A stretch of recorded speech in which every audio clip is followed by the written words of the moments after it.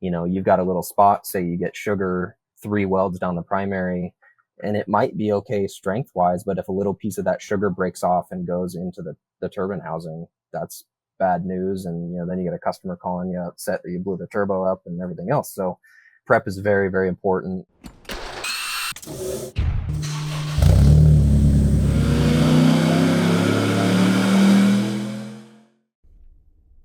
Welcome to the HPA Tune-In podcast. I'm Andre, your host, and in this episode, we're joined by Riley Stair from RS Motorsport.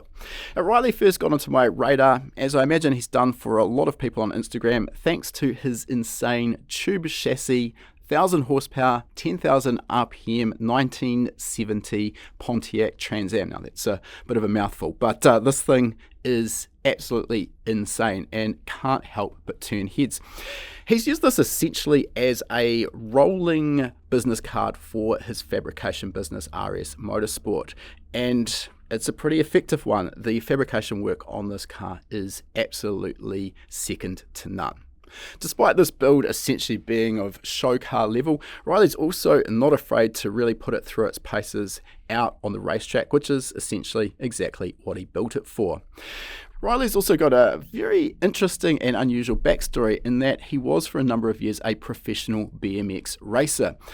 At the end, he kind of decided that the risk to his body and the amount of crashes he was taking just wasn't going to be worth it anymore, and he transitioned his skill sets into fabrication. And on that note, he is essentially completely self-taught as well, which just goes to show that if you want something bad enough, you can absolutely make it happen.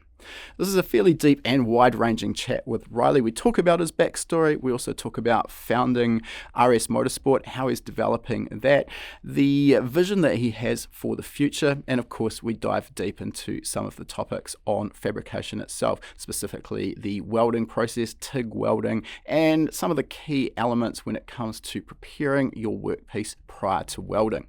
Before we jump into our chat, for those who are new to the Tune-In podcast, High Performance Academy is an online training school. We specialize in teaching people how to build performance engines, how to tune EFI, how to construct wiring harnesses. We also cover topics on fabrication, 3D modeling and CAD, race driver education, and data logging, just to name a few. You can find all of our courses at hpacademy.com/courses. All of these courses are delivered in high-definition video modules that you can watch from anywhere in the world, provided you've got an internet connection. This means you can learn from the comfort of your own place and you can learn at your own pace. All of our courses also come with a 60-day, no questions asked, money-back guarantee. So if you purchase them for any reason at all, decide it wasn't quite what you expected, no problem, let us know. We'll give you a full refund. And for podcast listeners, you can also use the coupon code podcast75. That will get you $75 off the purchase of your very first HPA course. We'll put the coupon code in the show notes to make it nice and easy for you to find. Lastly, if you like free stuff, then I've got a great deal for you. We are constantly partnering with some of the biggest names in the aftermarket performance industry to give away some great prizes. You can always find our latest prize at hpacademy.com/giveaway. It might be an aftermarket ECU or dash. It could be some engine components or engine building tools, or just about anything in between.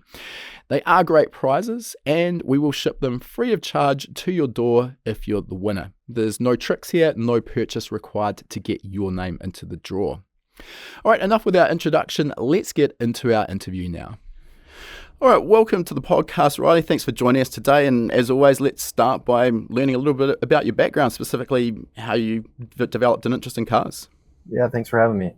Well, I grew up basically around old American stuff. My dad, working class family, so dad always had, something that, to be completely honest, they're usually, some sort of shit that he had to drive to work, but old 80s Camaros, late 70s trucks, that sort of thing. And I guess my first memory of something cool was that he had a Chevy Love with a little 327 in it that we went and did burnouts up and down the street in. And that was the first turn my brain on and pinged me that I like that, so I guess that's where it started. And then, tinkering around with him, like so many of us, tinkering around with him in the garage and handing wrenches and holding the light and all that stuff, and it just grew from there. And now I can't stop.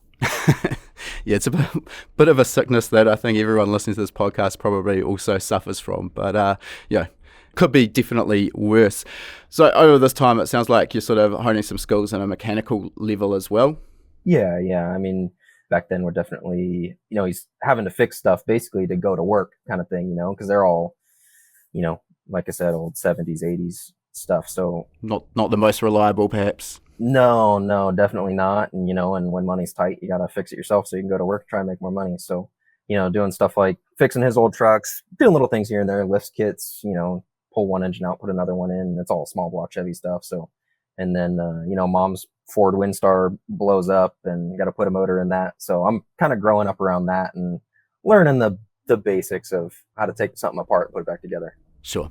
Obviously, with your Pontiac Trans Am, which we're going to talk about a little bit later, you're racing that in road race applications. So how did that sort of interest in cars actually move more towards a traditional motorsport scenario? Well, I grew up traditional mechanic stuff with him, and then moving from there, I moved into a different thing entirely. Always been into, I guess, competition, so to speak. Played soccer, and then moved that into like always enjoyed riding bicycles, and road bikes. And then we went to a BMX track and ended up doing that for a lot of years. And, that gets into a whole, I guess, history of life, but always ended up in the racing competitive, that's kind of what I was drawn towards. And, as you get older and you're allowed to drive cars and work on cars and start trying to get a little money together, and you end up building cars and that end up being performance based, and kind of the next, I guess, natural progression is to try and get it on the track and start, hammering it around the track. I'm interested what drew you towards road racing as opposed to perhaps drag racing. So I guess in full disclosure, I love drag racing. It's like if you went on, my YouTube search history, it's probably mostly drag racers. I love both. And I think realistically, the access was a lot of it. So, part of the inspiration for my car, my Trans Am, the engine package and stuff like that was drag race driven. I've always loved the extremes of everything. And, if you want to go fast in a straight line from dead stop to, however fast you get going, that's drag racing, right? So most extreme version. But as far as access goes, and then as far as something that kind of catered towards something I was more familiar with BMX racing was definitely road racing. It's a course, and there's a lot that I think in kind of muscle memory, so to speak, transfers over, having to navigate corners and pick a line and all that stuff, And so that kind of drew me to that initially, and then still look at drag racing stuff, draw inspiration from it and everything else, certain parts of builds, but as far as access and then familiarity, as far as trying to get around a road course, was always super intriguing to me. I've sort of gone from initially racing karts when I was younger and then doing some hill climb stuff and then absolutely nothing because I didn't have a budget to do it. And then when I started my business, I went into drag racing because as a tuner and an engine builder, to me, that was the ultimate test of your engine and your tuning, which still I think holds true. I mean, I think most people also probably think that drag racing's a pretty boring form of sport. I mean, you put the throttle to the floor and go fast in a straight line for 400 meters. And, I mean, when you're running maybe 12-second passes, yeah, that's probably not overly taxing, but once you sort of get down into the 7s, 8s and 9s, the cars start moving around, and there is actually a bit of skill in it. But then now that I live probably 1,500 miles away from a decent drag strip, we've sort of gravitated back towards road racing, and what I really do like about it is a very different skill set, obviously, but also you get a hell of a lot more seat time for your money than drag racing. I've said this on the podcast before, but you sort of spend more and more money on the car in order to spend less and less time in the driver's seat, and at some point you sort of start thinking to yourself, hey, this probably doesn't actually make a lot of sense. But yeah. I'll still fondly remember running low 8-second passes. When everything comes together, there's no better feeling in the world. All right, let's sort of come back to your education. So, do you have any formal qualifications that you've sort of applied into your business now, or is everything sort of been self-taught? Pretty much everything's been self-taught. I'm just a high school graduate, didn't go to college or any kind of trade school, just had a desire and a hunger to try and learn, and that's what's gotten me here. So, yeah. Where did the sort of passion for fabrication and that sort of seed initially get planted for learning these skills? Well, as far as like the fabrication stuff, to be honest, I don't think it wasn't one of those things that I woke up and, every morning went, man, I really want to learn how to stick metal together or, cut it apart. It was mostly, I had cars that I owned. They're cheap cars at the time that I wanted either to engine swap or, oh man, I would like to do X, Y, or Z. And like a lot of us, you don't have the budget to go to a reputable shop and have it done. So, the option is you pull it into the side yard and you get out a grinder and you figure it out. And that's really where it started, was just from, if you want to have A, you got to do B. And that's it's all well and good saying that, but I mean, I kind of went through a similar sort of stage in my life as well. When I started my own business, I was primarily, as I mentioned, engine tuning and engine building.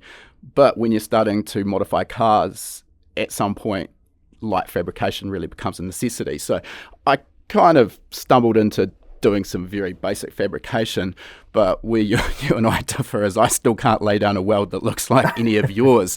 So obviously there was something there that separated you from the rest of people just sort of hammering away in the back shed with fabrication. So what drove you to the level you're at today? I mean, man, there's probably a lot of little things, along the way, but I think the first thing was, as doing those things, I really, really enjoyed actually being able to look at something and not know how to do it. And then the problem solving aspect, I was just really drawn to.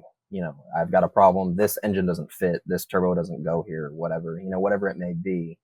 I really, really enjoyed having to figure that out. And then going from there, you figure out how to physically get something to stick together or what have you. And then, like a lot of things, but, with welding or fabrication in general, like you're never ever going to be as good as you wish you were, so it's a constant carrot, dangled in front of me. Like, I could lay down one of the best welds I've done to date. There's always someone who's going to do it better. There's always a weld out there, and especially nowadays with the internet, you go online, there's always someone better than you at whatever. And it gives you that constant, like, man, I need to figure out how to do that. I need to figure out how to progress my skill set so that I can have that too. So always striving for that next level, essentially.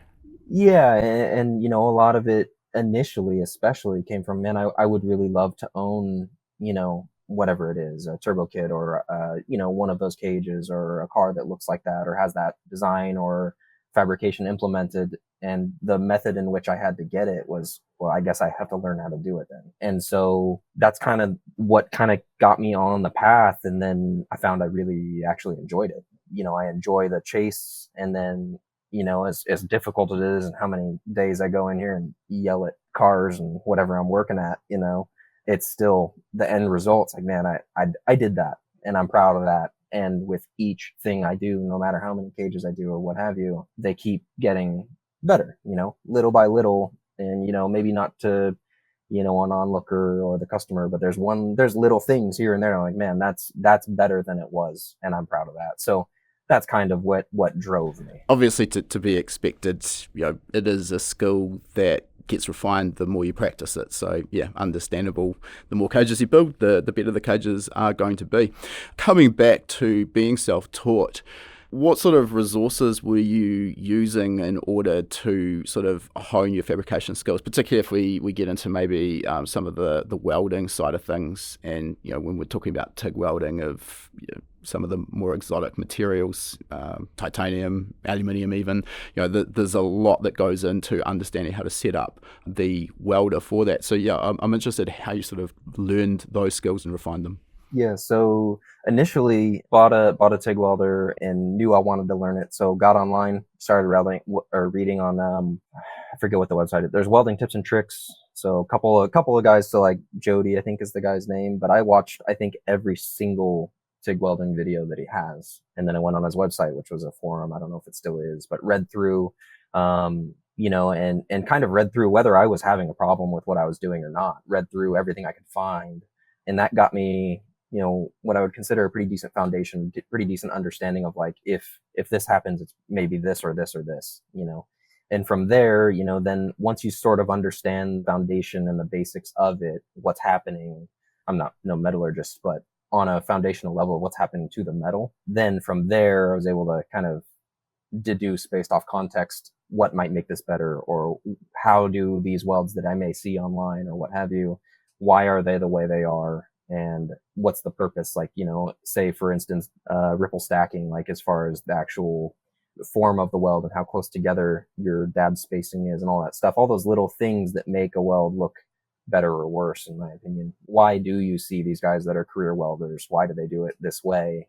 You kind of have to work backwards and deduce, and you can try and read online, but at a certain point, it's kind of one of those things you got to deduce and figure out based off of your previous experience and understanding of what's happening when you're welding something. Titanium, it's kind of no different. Once I got to the point of welding titanium, I had welded a decent amount of stainless and chromoly, aluminum, got to that point, and then, okay, well, it needs to be shielded, all the kind of the basics of what the metal's going to do. And then from there, the basics, color's not great. You don't want color. How do you avoid that? So argon and coverage and everything else. And then I just got into testing it and playing with it and found what I think works for me, and as long as it didn't present any problems, which when it did, you go back to the drawing board, but as long as it didn't present any problems, you just start chipping away at that and honing the skill at that. So as you experience like, oh, it's really sticky. It's like, okay, well, it likes more heat, stuff like that. Yeah, probably getting a little deep a little early, but seeing as you just mentioned shielding gas there with the argon, can we talk a little bit more about the requirements for this, particularly when we're talking about reactive materials such as stainless steel or titanium? What is the process here for welding these materials? So stainless, titanium, Inconel, anything, nickel-based, stuff like that, right? Reactive metal, so it doesn't like oxygen. So once you get it molten or get it to a certain point, it'll react with the oxygen and create oxidation, right? So rust or sugaring or what have you. Sugaring, it'll lead to rust. So with stainless and titanium, Inconel, you prep it all. So you get it all, fit together how you want. You prep it all.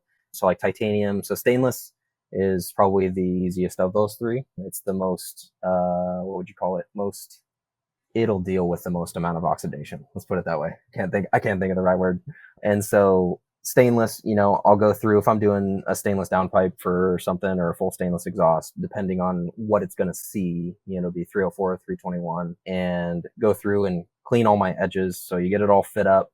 I'll usually clean all my edges before I tack it together, so you don't have like a bunch of junk stuck between the mating surfaces, right? Fit it all, and then you pull it all down, acetone wipe, and then I'll also take a bottle and spray acetone through the inside and make sure it's all as clean as I can get it. Plug the ends, whether it be tinfoil, purge plugs, tape if it's far enough away from the weld joint or whatever, and you stuff argon into it, and then you back purge it. So you fill whatever cavity it is that you're welding, fill it with argon, and then I use a really big gas cup. So use a gas lens in the TIG torch exclusively. I don't mess with collet bodies or anything. And then, then you go through and a big gas cup. So I think on stainless, I'll go down, the smallest I'll go is like a 14. And then on titanium, Inconel, I'll go up to a 20, something like that. And you basically make sure the inside is full of argon, an inert gas. So argon, you do helium, so that no oxygen gets to the backside of the weld as it's molten. And then on the outside, travel speed, everything else, travel speed, amperage, all that matters. And that's where technique really comes in and kind of chipping away, like I was saying earlier, chipping away at your skills on what likes what. You've just mentioned sort of about a million different items that I really want to go back and dig into individually. So for a start, what you're talking about here with this back purging, when we're TIG welding or MIG welding for that matter, we've got an inert gas being supplied through the torch, which is shielding the weld area. But what you're talking about here is what's happening inside of the pipe, which we can't really see initially. And you can get a nice looking weld on the outside of the pipe, but without back purging and protecting that molten interior, that's going to react with the oxygen inside, and then you're going to end up with this sugaring, and visually it's a very obvious difference between something that's been back purged. Now, two aspects that I see with this as being problematic is, one, probably the main one, is that this is going to, if you haven't back purged, say a stainless exhaust primary, you end up with a potential weakness in that weld internally, which can result in cracking and failure at a later point, versus something that's been properly purged. Yep. Yeah, so that sugaring on the backside is basically, the way I try to look at it is, there's a whole bunch of metallurgy going on there, right? Chemical, like chemist stuff, right? And then, but the basic way I try to look at it is it's like having advanced rust on the inside. So it's like, yeah, it can live, there's a lot of exhausts out there that aren't back purged, but when you're providing the service, that I want to provide, you back purge it. You want to give it the best chance of living, correct? Yeah, so it not only is like advanced rust in the fact that it's corrosive and it's going to grow and it's going to end up cracking at some point, but also it's going to catch a lot of contaminants and it's also not smooth. Say in the instance of a primary, you want the inside of that primary as smooth as possible so that, exhaust gases and everything else don't have to deal with this crusty cauliflower looking stuff sticking out of it. Yeah, that was going to be my sort of second point, is the advantage of purging. Probably a little bit less significant, but yeah, anything that's going to impede flow, particularly in an exhaust primary, obviously not what we want.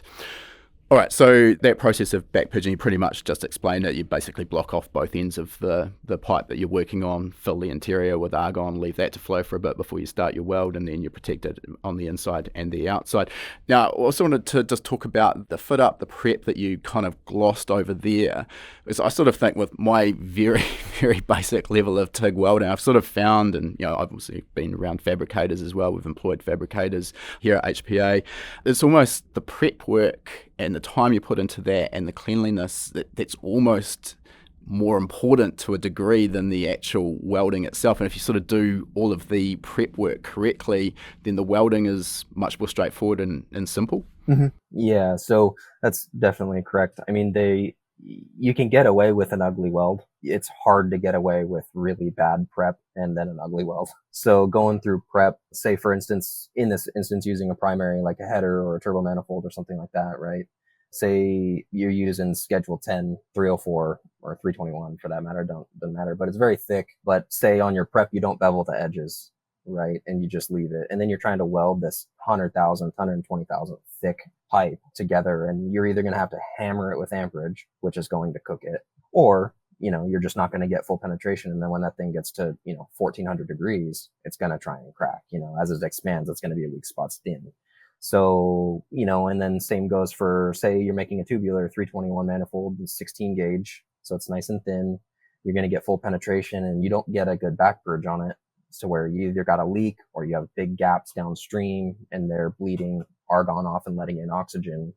You've got a little spot, say you get sugar, 3 welds down the primary, and it might be okay strength wise, but if a little piece of that sugar breaks off and goes into the turbine housing, that's bad news. And, then you get a customer calling you upset that you blew the turbo up and everything else. So prep is very, very important, and it makes the welding job, like you said, a lot easier, a lot more straightforward. You get a good back purge on a primary.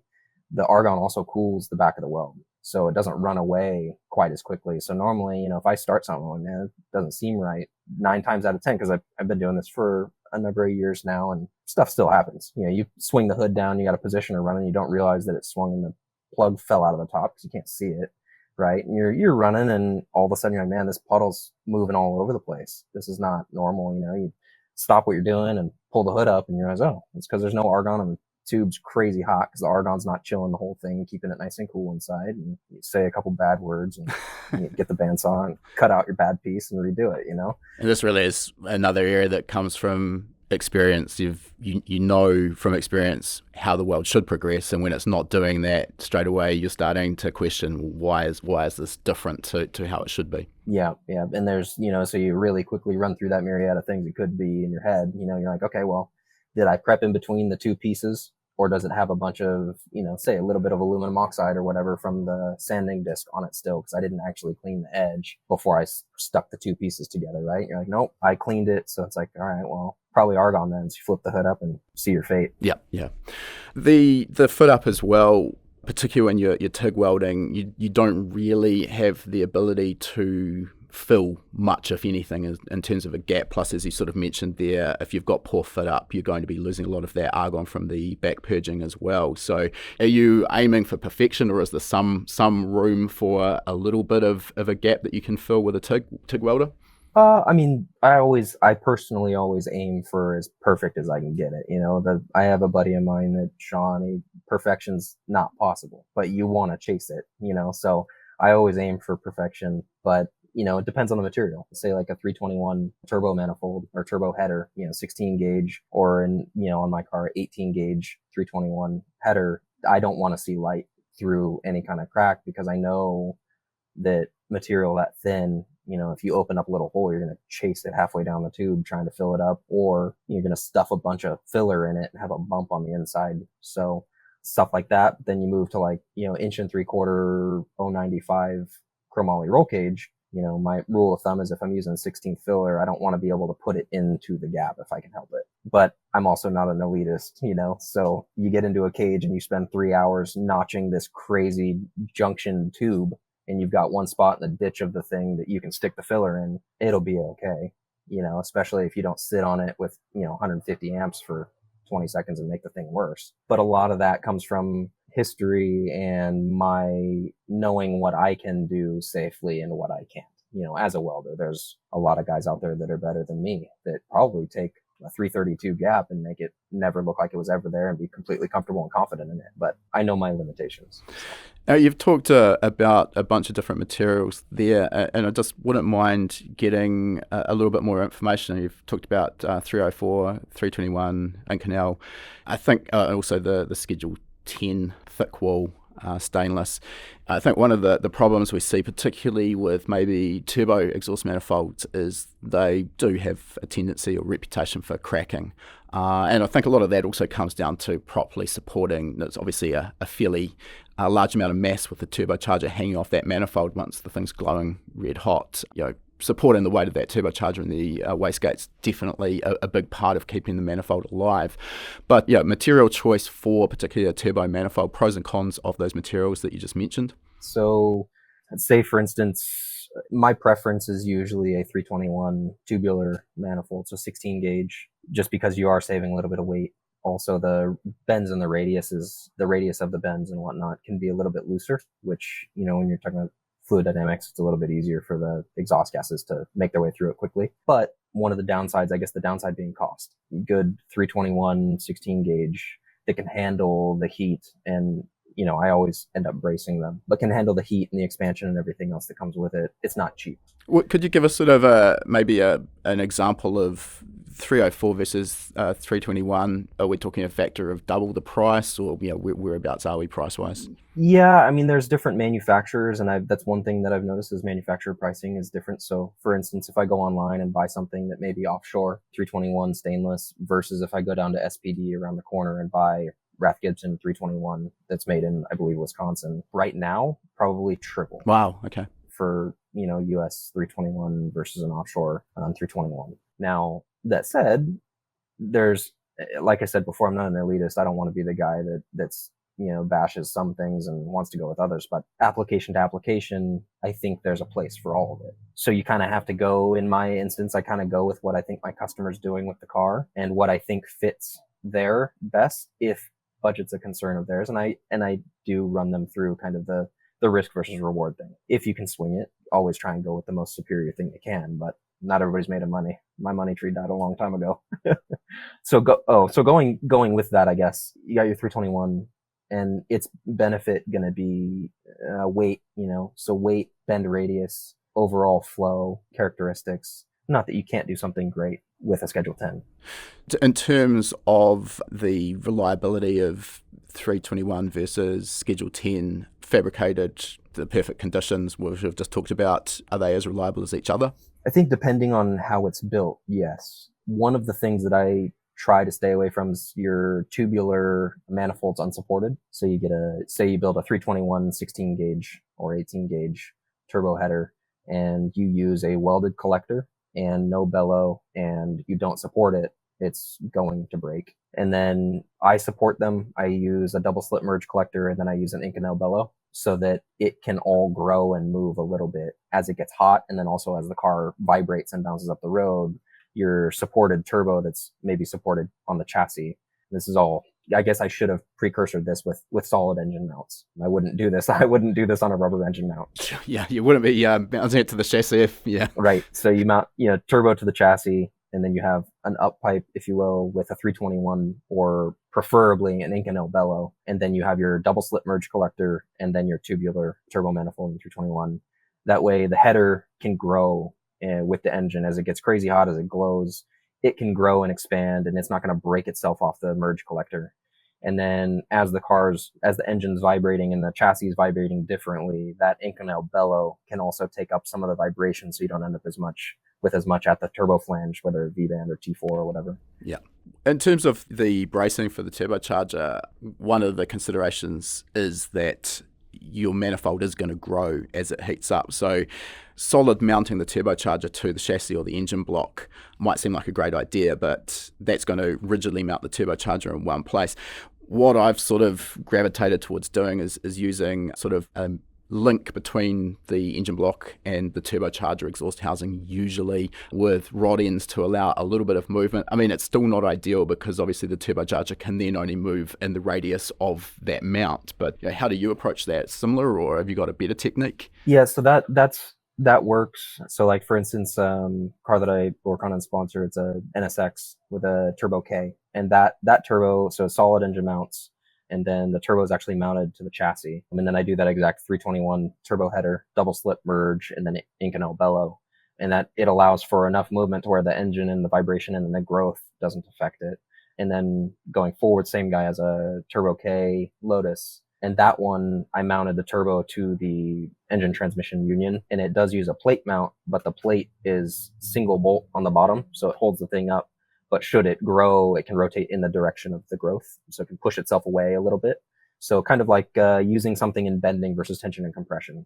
So it's in tension or in compression with the turbo sitting on it, it supports its weight perfectly fine.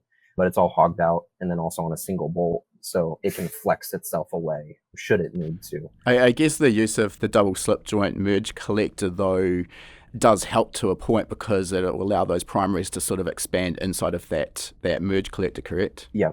So that would be always preferable to a welded collector.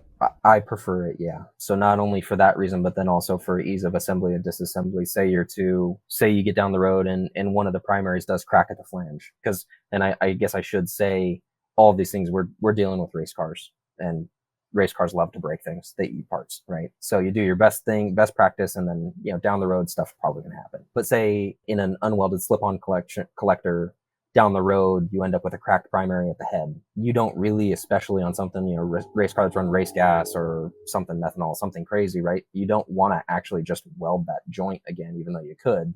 You want to get in there and clean the inside, gouge the thing out, make sure there's no contaminants in the crack. And then you also want to find the ends of the crack. Well, doing all of that when you're welded to a collector and then also trying to get a good back purge on the thing is just not favorable versus, you have a slip-on merge. I'll just slip the merge off and then cut that tube off the flange and redo the whole tube, and then slip it back together. So it gives a little more longevity there as well. Yeah, it makes sense. And obviously this is one of the things that's not an option if we're using a Schedule 10, the thick wall tube, because you can't have a double slip merge collector for that. I'm interested with these merge collectors. Are you making these yourself? I mean, there's a lot of off-the-shelf options now, quality merge collectors from the likes of Burn Stainless, which we've personally used. I guess where does the sort of the time versus money component come into hand fabricating these, which I can imagine is a massively time-consuming process versus using an off-the-shelf item? Yeah, so I've done both. Earlier in my career, I built all of them, and some of that was in extreme transparency. Most of that was because of poor budgeting on my part and poor billing, and so your time, while it does have a rate attached to it, when you're upside down on a job, it's like, well, time is the first one to go. So I've built a number of them. I built the ones on my car because I couldn't find a suitable off the shelf. But yeah, going forward, so those two cars that I mentioned, both of them have SPD, which is local to me. Then they know Burns. I think they work in cahoots a lot of times, but SPD double slip 321 merges on them. Like you mentioned, the time versus money and what's worthwhile, it's almost always upside down on a merge collector, especially if it's not your everyday building merge collectors. It's a time consuming endeavor. And especially as you get into smaller, thinner materials. So, you have 20 gauge 321 merge collector, it has to fit perfect. It's, 39 thousandths or something like that thick. So, any gap becomes a very big gap very quickly. No room to hide, really. No, there's no hiding. And, even on my best days, you sit on the pedal a little too long or you don't move quite in time, you make your life a little bit more miserable. Yeah. All right, I want to just come back a couple of steps here. You were talking about gas lenses. So again, for the non-fabricators out there, can you explain what a gas lens is, how these sizes differ, why you would choose a particular size over another for a particular application? Yeah, so the gas lens is actually the your consumables in your torch. So if you take a TIG torch apart, you actually unscrew the cup, and you've got when you get them out of the box or with your welder, it has a standard collet in it, which is a little finger looking thing that sticks out of the end. It's usually got holes in it, and that's what lets the gas, the inert gas, argon, helium, what have you, out of the torch and covers with the weld, right? So it just comes out of those holes and just kind of belches onto the part. Gas lenses actually screw into the torch, and they have a diffused, so with a diffuser on their orifice, mesh diffuser. So as the argon comes out of the torch, it actually is dispersed a lot more evenly. And then from there, it goes through your cup, which the cup size is more variable. So that's where you see, little ones that are little, they're all in, I believe, 16ths of an inch is how they're represented. So your 6 is 6/16, 8's a half inch, so they go all the way up. I think I don't even know. It goes on for not ever, but there's a lot of different manufacturers, a lot of different sizes out there. So with your standard, I think the standard go-to that you can almost weld just about anything okay is an 8, about a half inch, and that's where most people start. Gas lens, number 8 cup, you're pretty much good to go. You guys back in the field, before huge, massive designer cups, so to speak, everything was welded with an 8. Some sort of form or fashion of that. And it's enough coverage to basically be able to you could do stainless with it. Technically, you could probably do tie with it. You could do almost anything with it. It's just going to be more difficult. It's because you can't cover as much material with your dispersion of the gas. So my standard go-to is I use an 8 for tacking stuff. So I'm tacking a cage in a car, I tack it with an 8. And then your more reactive metals, I'll tack with a 12. And then from there on a roll cage non-reactive metal, I'll weld it with a 12. And then, so that's 3/4 of an inch. And then these also, as they get bigger, will have diffusers in the cup as well. So you're getting 2 layers of diffusion of that inert gas that cover the weld, which leads to a larger area that you can service per weld, and then also a larger amount of stick out on the tungsten, the actual electrode that you're heating the metal with. You can stick it further out of said cup because of that diffusion of the gas. It can reach further, essentially.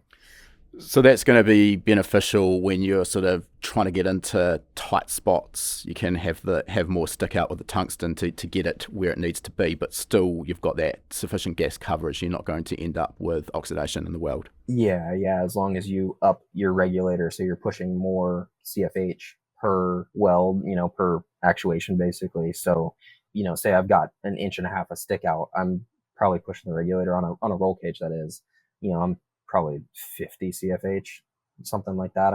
I'm just hammering it out of the thing. And part of that is I'm able to do that because of the diffusion of the gas lens and the diffuser in the cup. So instead of it getting super turbulent and tumbling everywhere, because it's just like a garden hose, it's actually diffusing and coming out a little more uniform, and it's not actually pulling oxygen into it with the turbulence, right? So there's a lot of little things that you pick up over the years, I guess. Yeah, no doubt at all.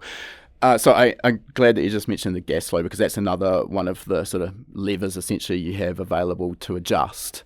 And I guess probably those uninitiated to TIG welding would think, well, why do I need this gas lens? If we need more gas coverage, surely I can just turn the gas flow up. That's not the case, though. Not necessarily.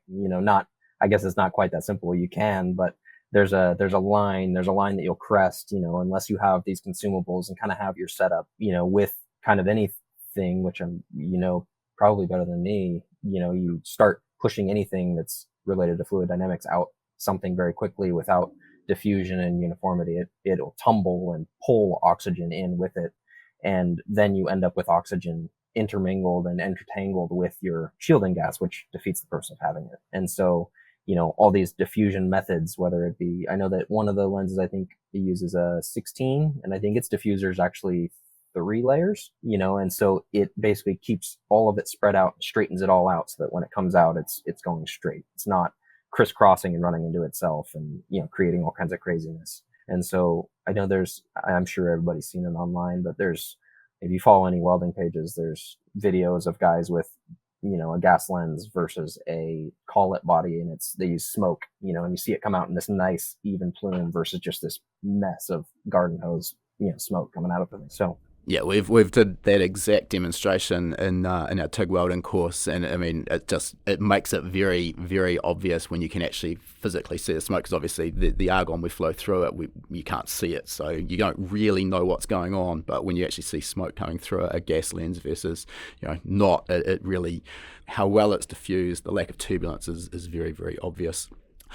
All right, let's talk about one of the materials that I really struggle with, which is aluminium, welding aluminium, quite different to ferrous materials. So what are the challenges when it comes to alloy welding?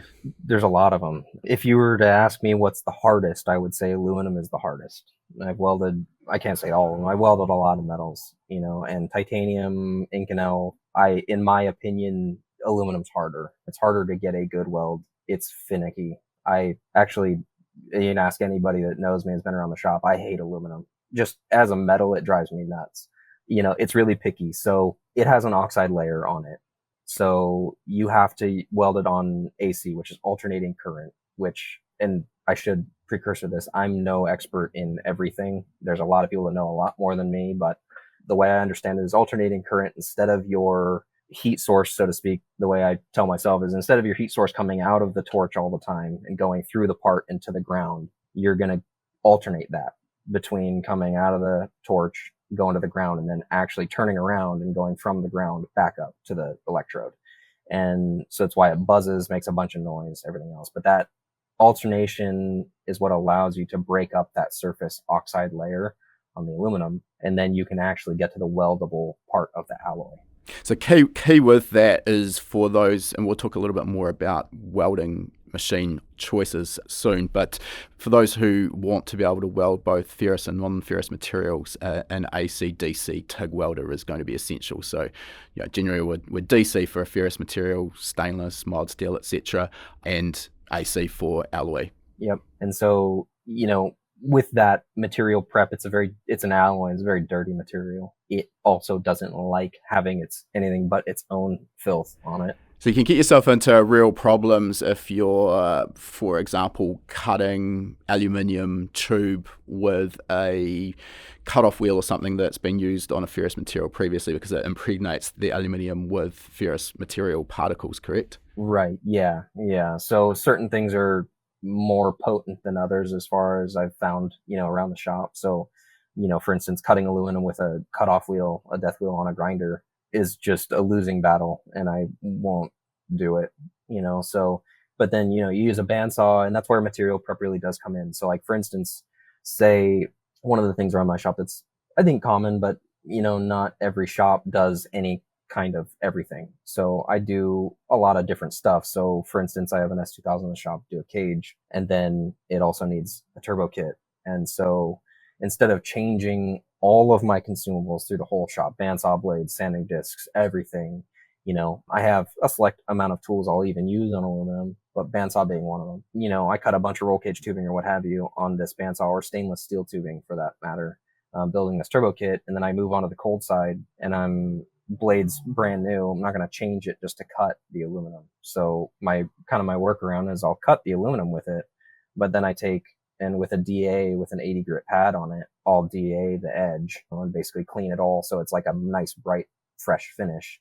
And then I also Scotch-Brite and file the edges more times than not, to make sure all the burrs are gone and everything else. And then also make sure that I have like a file as the last thing, so it's not transferring, aluminum oxide or any kind of sanding disc material onto the aluminum. And that's the way that I found that I get the nicest aluminum welds. And it's just one of those other things where I turn around and go, this material does some things great, but man, is it a pain in the ass. It's a finicky, very picky material. Yeah, I think for those who have tried welding aluminium and realized how tricky it is, I think it makes you appreciate, when you see a real quality weld on alloy, it just makes you appreciate the skill of the person who's laid that down. So essentially, though, we've already talked about the importance of cleanliness and prep we kind of just ratchet that up to 11 on the scale when we're dealing with aluminium? Yeah, for the most part, I do anyway. I'm sure there's a lot of guys out there that have really good luck with, maybe less prep, or they do aluminum every day. I know a couple of guys that do aluminum on the daily, and I'm sure they've got it down to where they know exactly what they can get away with. Unfortunately, I do everything, and in the same day, I'll weld 3 different types of material, throughout the shop. And so it's always a little bit of a not a guessing game, but a little bit of a unknown. So I just try and throw everything in the kitchen sink at it as far as prep, so that I can get through, what I'm doing with a high rate of success and be happy with the weld and the product that I finish up with. I guess it's always better to sort of go overkill with prep, and then if you do have a problem with the weld later on, we sort of can say to yourself, well, hey, I gave it the best chance possible. Whereas if you sort of take shortcuts there and things go bad, well, you'd be kicking yourself, because it's really hard to come back from that, or at least it's going to be very time consuming to come back from that. All right, speaking of coming back from things, let's move right back here, because we sort of jumped down this rabbit hole quite a long way, and I think what we want to do is kind of come back and get a sense of what happened from leaving school up to the point where you actually started RS Motorsport, and then we'll talk a little bit more about that. All right, so I guess how much time we got? I guess the long version. We've got as long as you want. Okay, all right. So I, at the age of 8, started racing bicycles, BMX, and started doing that. My dad took me out to the local track up in Washington State, and I was immediately hooked, and was playing soccer at the time, did a couple years doing both. And then about 10 years old, was getting better, racing the BMX, and it's kind of the decision time. Like, hey, you can't do both. If you're going to do something, you got to both feet, like, all the way, right? And I chose the bike. I did that as my primary objective from that day until I was 25. So 15 years of it was my obsession, and admittedly a little obsessive in nature. Once I kind of lock in on something, it's very, very difficult for me to move on. So I did that, and it took me basically up the ranks. I ended up turning pro right after 16. So I think I was pro at 17, and I raced professionally from 17 until 25, which was, the only thing I cared about, basically. And through that, there's a lot of injuries. Anybody knows BMX, there's a lot of injuries, and it's a very demanding sport that very little reward. So I was living at home, not really making much money, constantly getting broke off. The way I raced was always a little more risky than, you needed to be. And if I saw a gap, I went for it, and you crash and break your arm. Like, it's what happens, right? So I went through, and at 25, so this whole time, my dad's still doing his thing, working the trades, and still, he loved cars. So I got to love cars, right? That's just how it works, handed down. And so I turned 16 and go through a couple cars, ended up in vintage BMWs, back when they were affordable. And I got into one of those, and, and then, you start fiddling around, and, I met Mike of Stance Works, and, you go through and you're like trying to lower it, and the stance thing was cool, and you're going through that, and started fiddling with engine swaps. And, my first car was a 72 Chevy pickup. Still have it. It's got a 434-inch small block in it, and learned how to drive in it, learned how to do burnouts in it, learned how to wreck a car in it. I still have it, and all that good stuff. Yeah, right. So the whole time while I'm racing BMX, on my off days, I'm, thinking about what I can try and fiddle with on this car or that car or whatever. And as time went on, it started to get a little more serious, and, I started getting a little more into the fab stuff. Fast forward to probably 2000, or I guess what year would it have been? We'll use age because I'm better at that. But I'm, around 23, 24, and had a lot of really pretty bad injuries to this point. And, you start looking at, okay, so what's my plan from here? I'm 23, 24 years old. Yeah, it's probably a career as a pro BMX racer. It's probably not going to get you through to sort of retirement age, is it? No, not at all. So, and it's not an old person's sport. It's definitely not. It's barely a young person's sport. It's chews you up and spits you out pretty good, So 23, 24, started to realize, like, I'm not even 25 yet, and getting out of bed's a little tough sometimes. And, there's things I can't do, in the gym or, whatever. And start to think, okay, so my goal at the time was I want to make it to 30. That was I need to give this everything I have till I'm 30. And then after that, my other thing, the only other thing I do is these cars. So maybe I move into that. I go get a job or whatever. And so went through, ended up breaking both my wrists that year, laid up for a while, and then get back. And like within that first year of getting back, 25 at this point, ended up Colorado. I was on tour racing and ended up with an off and broke my shoulder pretty bad. I ended up with 2 surgeries and a year of therapy and got back to like 65% active range of motion. So shoulders junk. I've got 11 screws and a plate, 4 cables and anchors in my shoulder that hold it together. And, through this process, my parents were supportive the whole time I lived at home. They've always been supportive. I've been through numerous injuries at this point, basically getting hurt in the hospital once a year for the last 10 years, and they're always there to help me, get put back together. Right. And on this one, enough time had elapsed that addiction, if you will, to that sport and to getting back started to fade. It's been a year and you start to think like, man, I'm making not a whole lot of money. And I've been like unable to barely brush my teeth for a year. And what am I doing? Yeah, I mean, it must really make you sort of think twice about getting back on a bike when that's the sort of potential outcome. Honestly, I think so. Enough time had gone by, and and you could ask my dad, up until that month 11, I was getting back. That's the only thing I knew, right? Is you get hurt, that doesn't matter. It's just, you got to get back. And I think the thing that kind of made me think about it a little more clearly was, the doctor of first saying, hey, I'm not to meddle in your personal business, but I'm one of the better shoulder surgeons out here. And with everything in your shoulder now, if you hit the ground again like you did, you're getting a full replacement at 25 years old. And that's not smart. And also, they don't last for forever, apparently. It's like, so then you're looking at a reverse in 15 years, which after a reverse, what do you do after that? And so it made me think about it a little bit. And it's easy to shrug off a doctor, and, but my parents, is the first time I think that my parents kind of didn't ask me to stop, but asked me to think about it. It's the first time I really looked at the rest of my life and realized, hey, if I crash all the time. If I do this again, like we're talking the rest of my life being in real bad shape. Yeah, that'd be enough to make you sit up and really rethink your life choices. Yeah, exactly. And so at that point, I had my car, the Trans Am, the Pontiac, kind of in mind that I wanted to build one. So at that point, I kind of made the decision that I either am going to stick it out till 30 or until I have another, get off and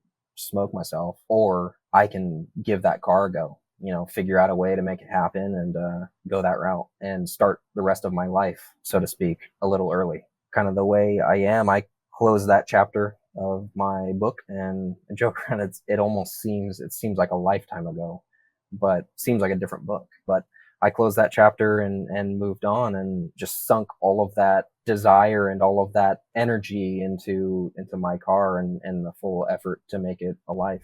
Okay. Well, we're going to talk about the car in a bit more detail, but before we get into that, let's talk about RS Motorsport. So straight from BMX into essentially your own thing. Now, you said that you decided you wanted to build this Trans Am, but I mean, that also takes a huge amount of money and time.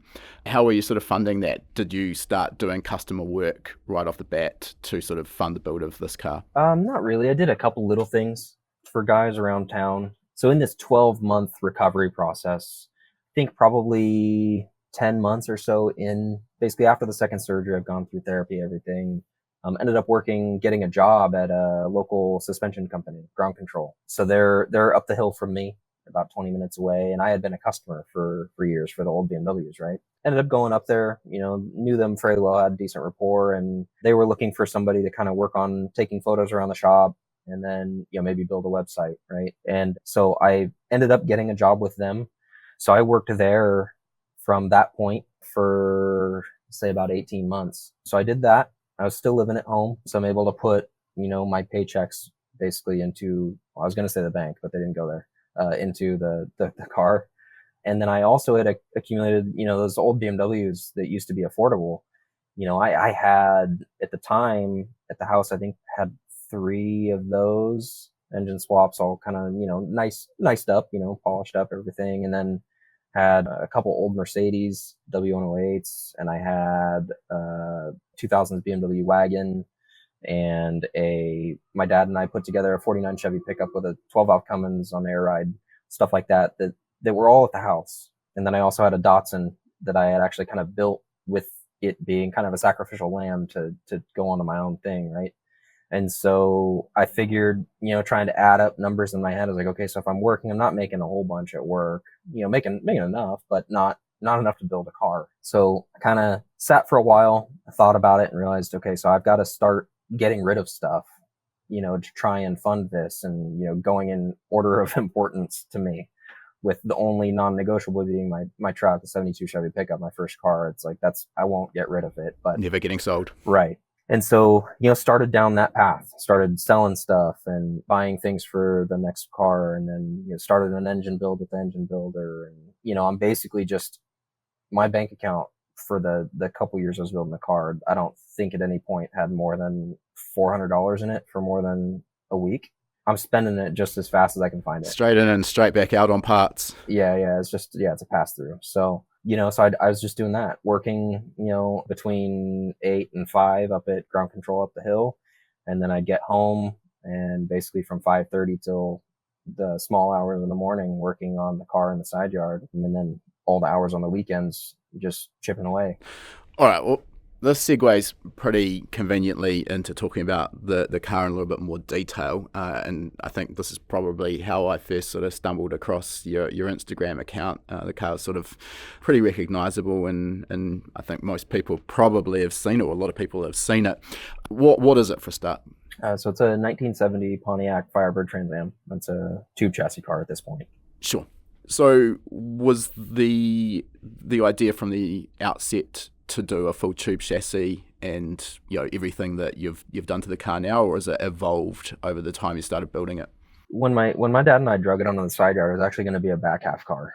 They're a subframe car from the start. So I was like, okay, well, I'll unbolt the front end, the clip, and I'll build one of those. I wanted to figure out some suspension kinematics, wanted to learn a little bit. And so I was like, okay, well, I want to do an IRS in it. So I'll chop the back off basically behind the seats, and then I'll build a back half for it that houses some sort of IRS, and then roll cage, and then, like maybe I'll put an LS in it, and kind of started down the road, got the thing blasted, and it kind of started to evolve to, well, weight distribution is important. So I think I should push the engine back. And it's like, okay, well, then you're getting rid of the firewall. And I'm like, okay, well, then if I push the engine back, and I'm going through all of these mental kinesthetics while I'm at home, kind of building this car hypothetically in my head. I realized that by the time I get through all these little, problems, there's not really any car left other than the seat pan right under you. And then like, well, then I should move myself back a little bit. And then, so realized I was like, hey, well, there's nothing left. I should just build a chassis car. Like, why not?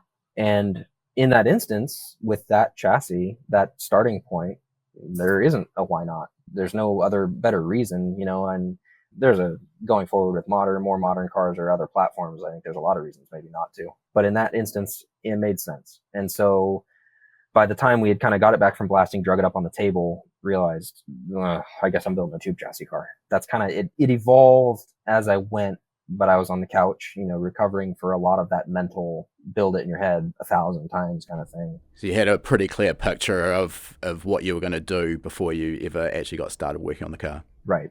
Yep. All right. And I'm interested at this point, what would you sort of class your fabrication skill set as? Are you sort of expert at this point? Because, it's not a small task. You're really sort of jumping straight in the deep end, building a full tube chassis car. Oh, so then back when I started, what was it? Yeah. Were you sort of, would you class yourself as expert when you started building the car? No, no. Part of that whole car was a learning process. And it was, so the way I kind of went through it in my head was I had this injury and I was looking at, okay, so the rest of my life, what am I going to do? Right.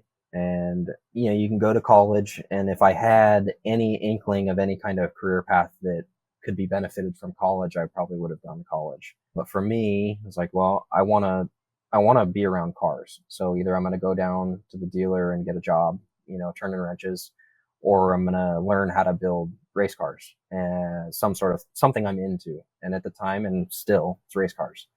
The way I thought about it was, we've surpassed, it's a silly number. I'm sure you're probably going to think the same, but I was like, if I've got all these cars and I have this job that pays this amount per year, if I sock all that money and then I also sell all these cars, it's going to cost me about $100,000 to go to school. So I could probably build this car instead, and it'll be my education. It's not a bad way of looking at it. Yeah, there's some holes that can definitely be poked in it. One of which is the budget, and the second of which is you don't get a diploma or anything. You get to go huff it and work on cars for the rest of your life and struggle with the business aspect. But you can't race a diploma though. Yeah, that is correct, and I would have lost it by now. So no, it worked out great. But that was kind of my thought process was, I'm sitting here on the couch laid up. I can either figure out how to go to school and find a career that I can do that can basically afford me the money to maybe do this someday, or I can sacrifice all these things that I have. And thankfully my parents were incredible, and I could live at home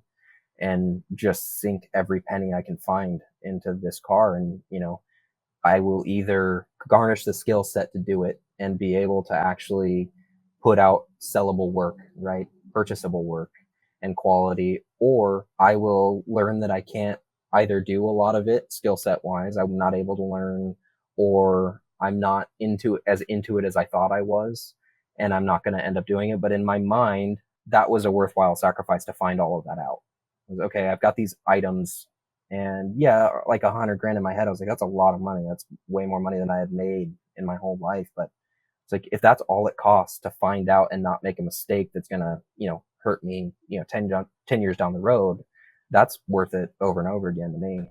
It's quite an interesting perspective, the way you've looked at that, and I can't fault your logic there. I'm interested to know how realistic that budget worked out though. It wasn't, my math wasn't great, and there's a lot of things it could have been done, sure. Parts wise, I probably could have, but there was some very non-negotiables for me on a car that's supposed to be maybe a business card or something that in my mind at the time I was like, well, either way this goes, this is going to be the last car I build for myself, right? Because either it goes really well and I'm on to customer work and, struggling businessman kind of thing, right? Or it goes really, really bad and I'm broke and I'm having to go get a job. So either way, I was like, this is the last one. So let's, throw everything at it. It's Hail Mary. So that's kind of a lot of how a lot of it came to be, as far as the type of build it was. And some of the oddities of it was like, man, if this is the last one, I want to make sure that I make X, Y, and Z count, and they're what I want. I think quite often with a project of that magnitude as well, you sort of get into a bit of scope creep. What you sort of planned in terms of part selection at the start. You start building and the quality of the build is at a high level, so that then drives the decision on some of the other parts. Maybe you actually have to go for a high quality, more expensive part because it kind of fits the rest of the build. I kind of know how that all goes. The process you went through there is actually not too dissimilar to how I got started with my tuning business. I basically built an Evo drag car, and I wanted to run a 10-second pass, and kind of did that, and then decided that maybe going into the 9s and then the 8s, and we were aiming for the 7s would be good. But the amount of money that I poured into that, I fortunately never kept track. I don't think I wanted to know, and I was paying myself a very meager sort of wage at the time as well. Everything was just getting poured into building this car. And at the time it seemed ludicrous, and I sort of questioned what I was doing a number of times as I was going through that process. But at the end of the day, I probably couldn't have predicted how well that worked out for my future. It became a mobile business card for my tuning business, and we ended up breaking a world record as well, which sort of helped with our international recognition, which then sort of folded into High Performance Academy. So, I mean, if it probably wasn't for building that car and being broke for, probably the first 5 years of my business career, I probably wouldn't be here now hosting a podcast with you. So it's funny how these things work out. In that respect, how effective has that been as a rolling business card for you? It's been great. I don't think I could have asked for a better result. And a lot of it, in complete transparency, was total dumb luck. it was the right place, right time for the car. And I've talked to a lot of people, my dad, a lot of people about, I couldn't recreate that. There's not, in the way the world works now, it wouldn't hit like it did, and it wouldn't be as successful as it was. And, so for that, I'm very grateful that it just, I got lucky to a degree and was fortunate enough to be in the right place, the right time in automotive culture. Moving forward, even now, it's a lot of how people know of me, or, when someone's talking about me, even if they don't know who I am, a lot of times they know about the car. And, sometimes, that must segue into business, and it's how I gained a lot of the relationships that I have today as well. I mean, this is the only thing I do. I don't really have a life outside the shop. So, in a sense, those relationships also enrich my business as well in some form or fashion. And they're, largely in part due to that car.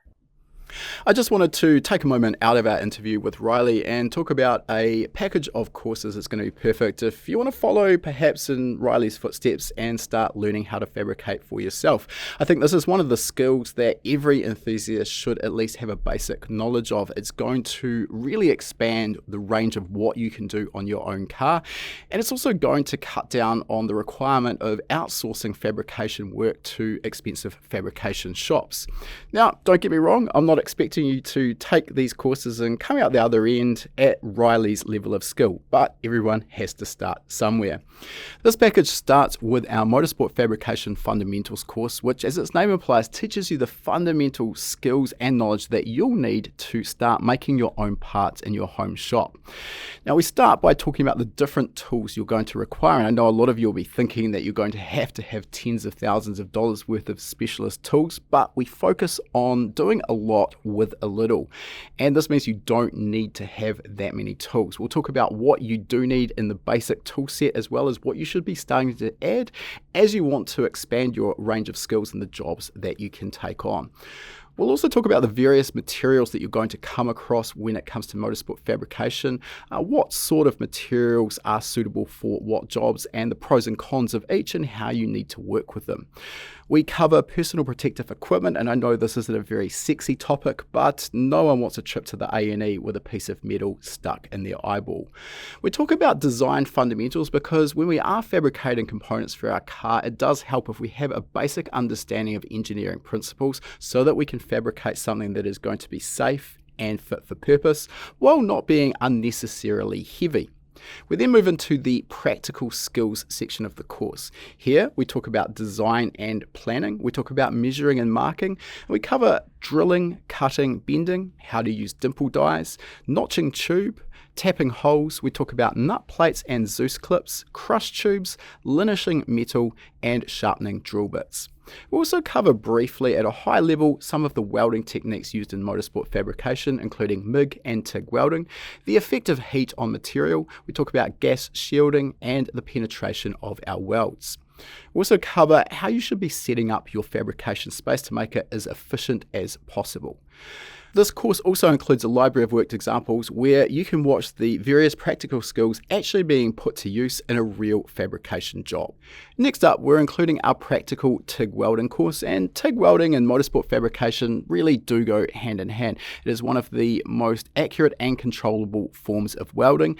However, in order to lay down those nice stacked dime beads of weld, you do need to have a thorough understanding of the material you're working with, the TIG welder, and how to correctly set it up for the material you're welding, and then of course the actual process of laying down that weld. This course starts with an understanding of the TIG welder, how the TIG welder works, the various parts. We cover a TIG welder machine buyer's guide as well, so if you're in the market, we'll teach you everything that you need to know.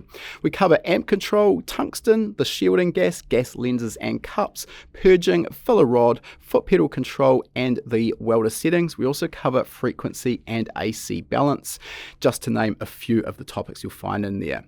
We also include the practical skills that you'll need to master in order to become a master on the TIG. This really starts with part preparation. I cannot emphasize how important preparation is.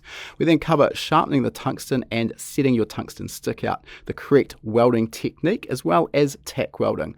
We cover achieving correct gas flow and knowing when you've got that right. How to prevent heat distortion. We cover purge welding, using a gas lens, pulse welding, fusion welding, and then destructive testing, just to make sure that you're confident that you have got sufficient penetration into your part and you know that that part is going to be fit for purpose. We then cover some of the material specific welding skills, covering mild steel, chromoly, aluminium, stainless steel, and even titanium.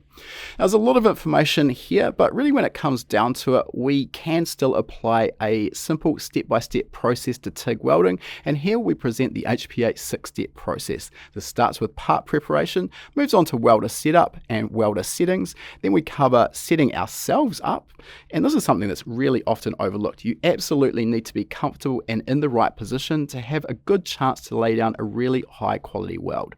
Step 5, of course, is welding, and then the final step, step 6, cooling our part down.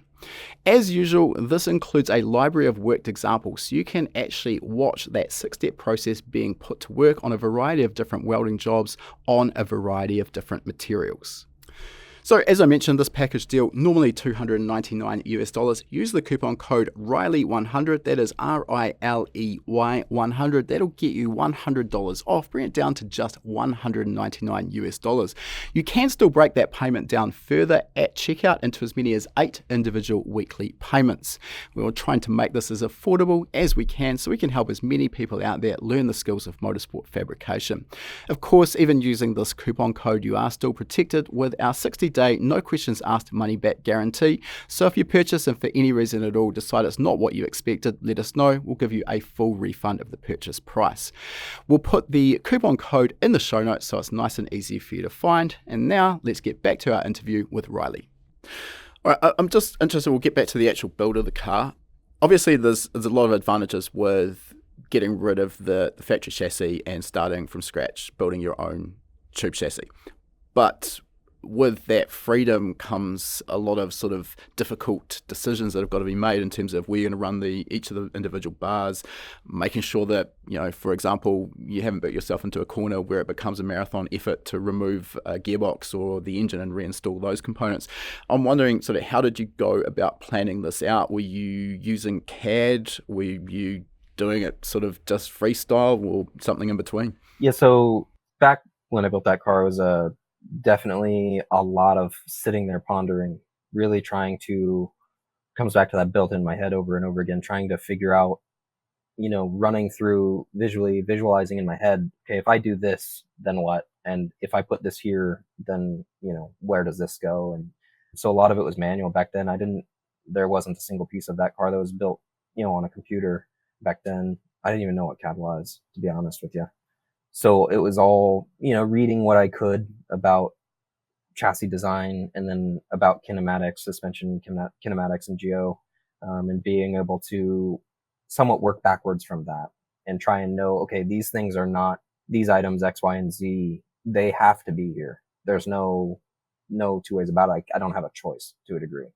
So then you find all those places and then you work from there and ultimately, going that route, I think there's something beautiful about that in a creative sense and in an aesthetic sense, but there are inefficiencies. So a lot of that comes into like, okay, at the time I had no experience. And so there's a lot of things where I went back and there's, this tube here and it's like, okay, well that's there. And what's going to be easier, me repackaging my fire system or moving that tube?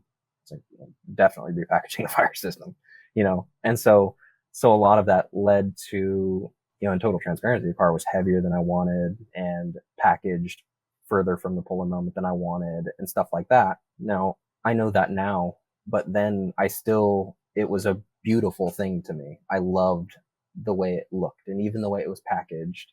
Although inefficient, it led to something that if you were to do it in software may not have turned out quite as pleasing to me at the time.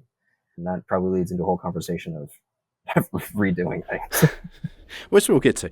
In terms of the suspension, though, you sort of talked about kinematics, and again, this sort of comes back to what I was saying with the complete freedom with a tube chassis to put suspension pickup points essentially wherever you want. With so much flexibility, you can end up getting the suspension kinematics just monumentally wrong. What was the process of figuring out the suspension kinematics? I mean, first of all, what you actually wanted, your camber curve, for example, to be, and then the process of actually working out where you needed to get the mounts in order to achieve that goal. Yeah, so at the time when I kind of got through that, I was working at ground control still. So I did bounce some ideas off of my boss, Jay. They're a very smart guy. And he kind of gave me some basics to run with based off of all of his experience off production cars. So, like these cars, like say for an instance, E46 M3s, they like X, Y, and Z as far as alignment. This is kind of how they go fast. So then I'm like working backwards from there and knowing kind of the basics of, well, my CG is going to be lower. And instead of using like a 5-link or something like that in the back, I'm using a standard upper and lower. And so kind of working through a lot of that based off the basics and then trying to research. That's actually probably the part of the car that took me the longest, because I sat and I read a couple books and read everything I could find online, whether it be on Optimum G or any website I could find in Google, basically, about the basics of what suspension needed to be. And I figured, if I can run the basics and get the basics right, and then leave adjustability in everything as far as being able to adjust roll center, being able to adjust caster, getting the caster very close for a starting point, and then also designing things so, like, for instance, like the caster, so I can adjust it without messing with, too much with bump steer, so being able to slide the control arm straight back rather than having to rotate it like a typical, older body car, something like that. So I really basically went through and built it to this kind of your standardized answers as far as bump curves, camber curves, and your rear toe curve and stuff like that, throughout the travel with those in mind. And then I went and so I had all that in mind, and then went and I actually used string physically to map out my control arms and all of the geometry so that I could cycle it and make sure that everything was actually measured out, like roll center wise, scrub,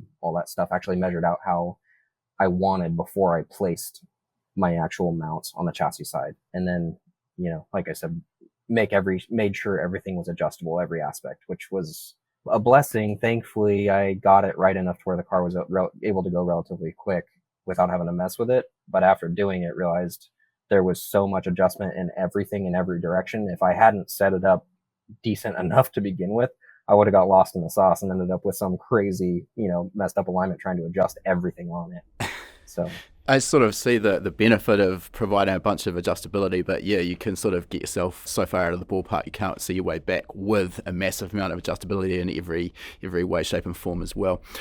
One of the aspects of the car that's sort of a visual feature is the Pushrod suspension actuation as well. So was that for a performance reason, or was it to make a visual impact? Well, so it was performance based. It wasn't. So the benefits of it came after the fact. My initial reason for doing it was I was using off the shelf Koni shocks for mock up, and I realized that because of the height of the front of the car and the ride height, the shock, I would have to run a tiny little, like 40 series, tiny little shock, and there was a decent chance it was going to be like basically up against the hood or the top of the fender, because I wanted to move the motion ratio out so far so I didn't end up with like a 0.5 to 1 MR on the thing. And so I realized that going pushrod actuated, I could modify all that. I could package a little bit bigger shock, and then I could also modify the motion ratio with the rocker. And so I realized that that's gonna be, although it's a little hard to package it and figure out the actual locations that work geometrically, it would be worthwhile to be able to modify my motion ratio with the rocker, and then also be able to corner balance and align the thing and adjust ride height without actually messing with bump stock packer and everything in the shock as well. So kind of being able to divorce those two things. And so that's kind of how I went about it. And then I originally, in the packaging in the car, couldn't run them straight across from one another. So I had to kind of turn them in the front. So ended up with a parallel to chassis I guess, transverse mounted or longitudinally mounted shock. Okay. In terms of the engine combination, obviously another really big aspect of the car, and from what I sort of think I've read somewhere online, your aim at the from the get-go was 10,000 RPM, 1,000 horsepower, and naturally aspirated. And it's that sort of that last component there, naturally aspirated, that becomes really problematic, because that's big numbers to get out of an NA engine, walk in the park for a supercharger or turbo. So yeah, why for a start those numbers? Do you just like round numbers, or what was the reasoning behind that? So I guess this rewinds back to it being my Hail Mary, my last hurrah as far as a car for myself. And with that, horsepower and engines have been and still are probably my favorite part of a car. Probably the favorite part of a lot of people, or cars to a lot of people. But for me, there's something about Pushrod V8s. They're not, in my mind, when you think about all the pieces and the directions they're going, it shouldn't be able to do the things it does. It's just trying to murder itself all the time, right? And so I had a decent relationship with my engine builder from my 72 Chevy pickup, Don at Motor Machine. And I went into him with this car in mind and kind of told him, hey, I'm going to build this car. And I asked him for an experience. I asked him for more of a visceral request. I wanted big RPM, big compression, very snappy, very aggressive V8, small block. He came back, he's like, well, kind of sounds like what you like, or what you're trying to do is like some sort of like a pro stock motor, or rather an Australian pro stock motor, because they're not 500 inch, they're 400. It's like, okay. So I went back, did a little research, and I was like, yeah, that's exactly it. So, can we do that? I said, well, we can, yeah, but are you sure you want to? There's all of these things that go with it. And it's like, yeah, maintenance is fine. And he's still, to this day, as recently as last week, you remember when I told you about all those things? You said you wanted to do it. And so we started down that path. And, he asked me about power a couple times, and it was more of like a back and forth of like, I don't know, what'll it make? What's a good goal? To be frank, I don't really care. It's going to make enough.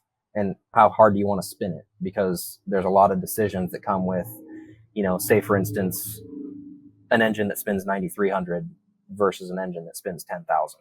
There's a lot of decision making that go with that last 500 or 700 RPM. Yeah.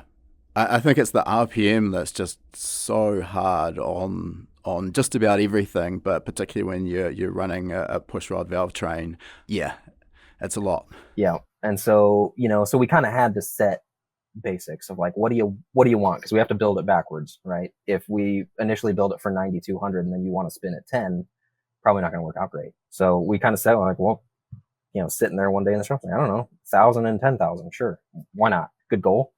And so we went on with that being the thing. That was what we were trying to do. And when it came around to it, at the end of the day, we've spun it 10. I've accidentally spun it 10 390 a couple times, and it never actually even went on a engine dyno, because there was a kind of one of those things that got picked up, to be completely honest, got picked up by media and became the calling card of the car. But it was always a byproduct to me. I never really cared that much about that. It's always nice to have an aim, but yeah, you got to have a bit of a plan when you're going into a build like this. And just like the RPM aim, obviously the components you're going to choose and the level of detail required to make 600 horsepower versus 800 versus 1,000, they're very different things.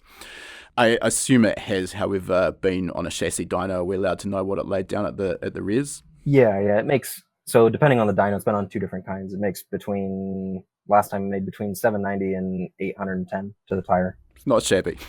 I'd be pretty happy with that. Yeah, so and then that was through a 4-speed dog engagement gearbox and Winner's quick change independent center. So I don't know what to believe for drivetrain loss, and to be frank, I don't really care. It's way more power than I've ever really needed. So it's a lot. Yeah. I think that it always comes down to that. From running a tuning shop, you always got customers. Pretty much every second customers asking, what does the power at the wheels relate to at the flow? I'm like, well, how long's a piece of string? I just don't have that number. And people throw around, drivetrain losses of 10 or 15, or even I've heard 25%. And I mean, if you've got something that's laying down 800 horsepower at the wheels, and you want to sort of claim 20% drivetrain loss. I mean, that's a lot of heat being put into the gearbox and the differential. I don't know how realistic that is. At the end of the day, I don't really care. I use the dyno as a tuning tool, and it's a comparative tool for me.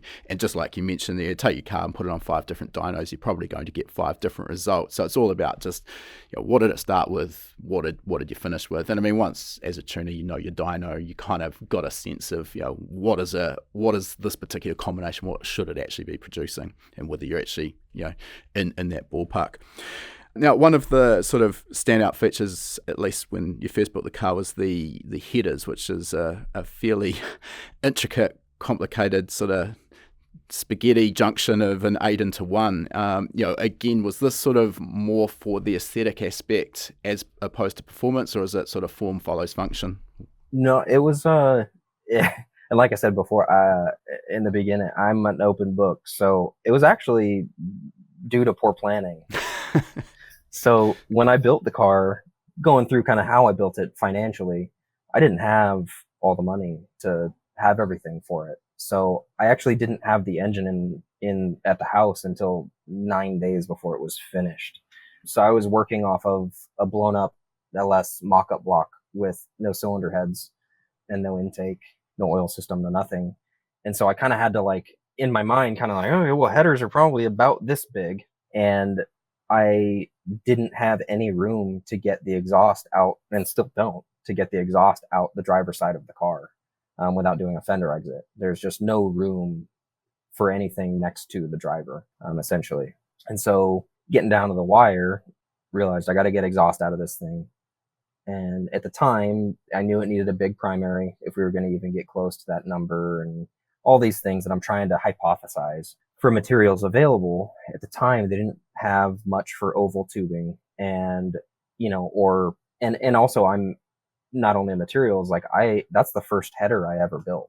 I hadn't built a set of headers yet, and so in my mind, I'm like, I don't know how I'm going to do this. How am I going to get this out of this car? And start thinking, I'm like, okay, so if I go across the front, do I go out the front of the fenders, or what's my move? And I didn't like that, and I knew I wanted to go out the passenger side of the car, out of the door or something like that, kind of reminiscent of nostalgic cars of the day.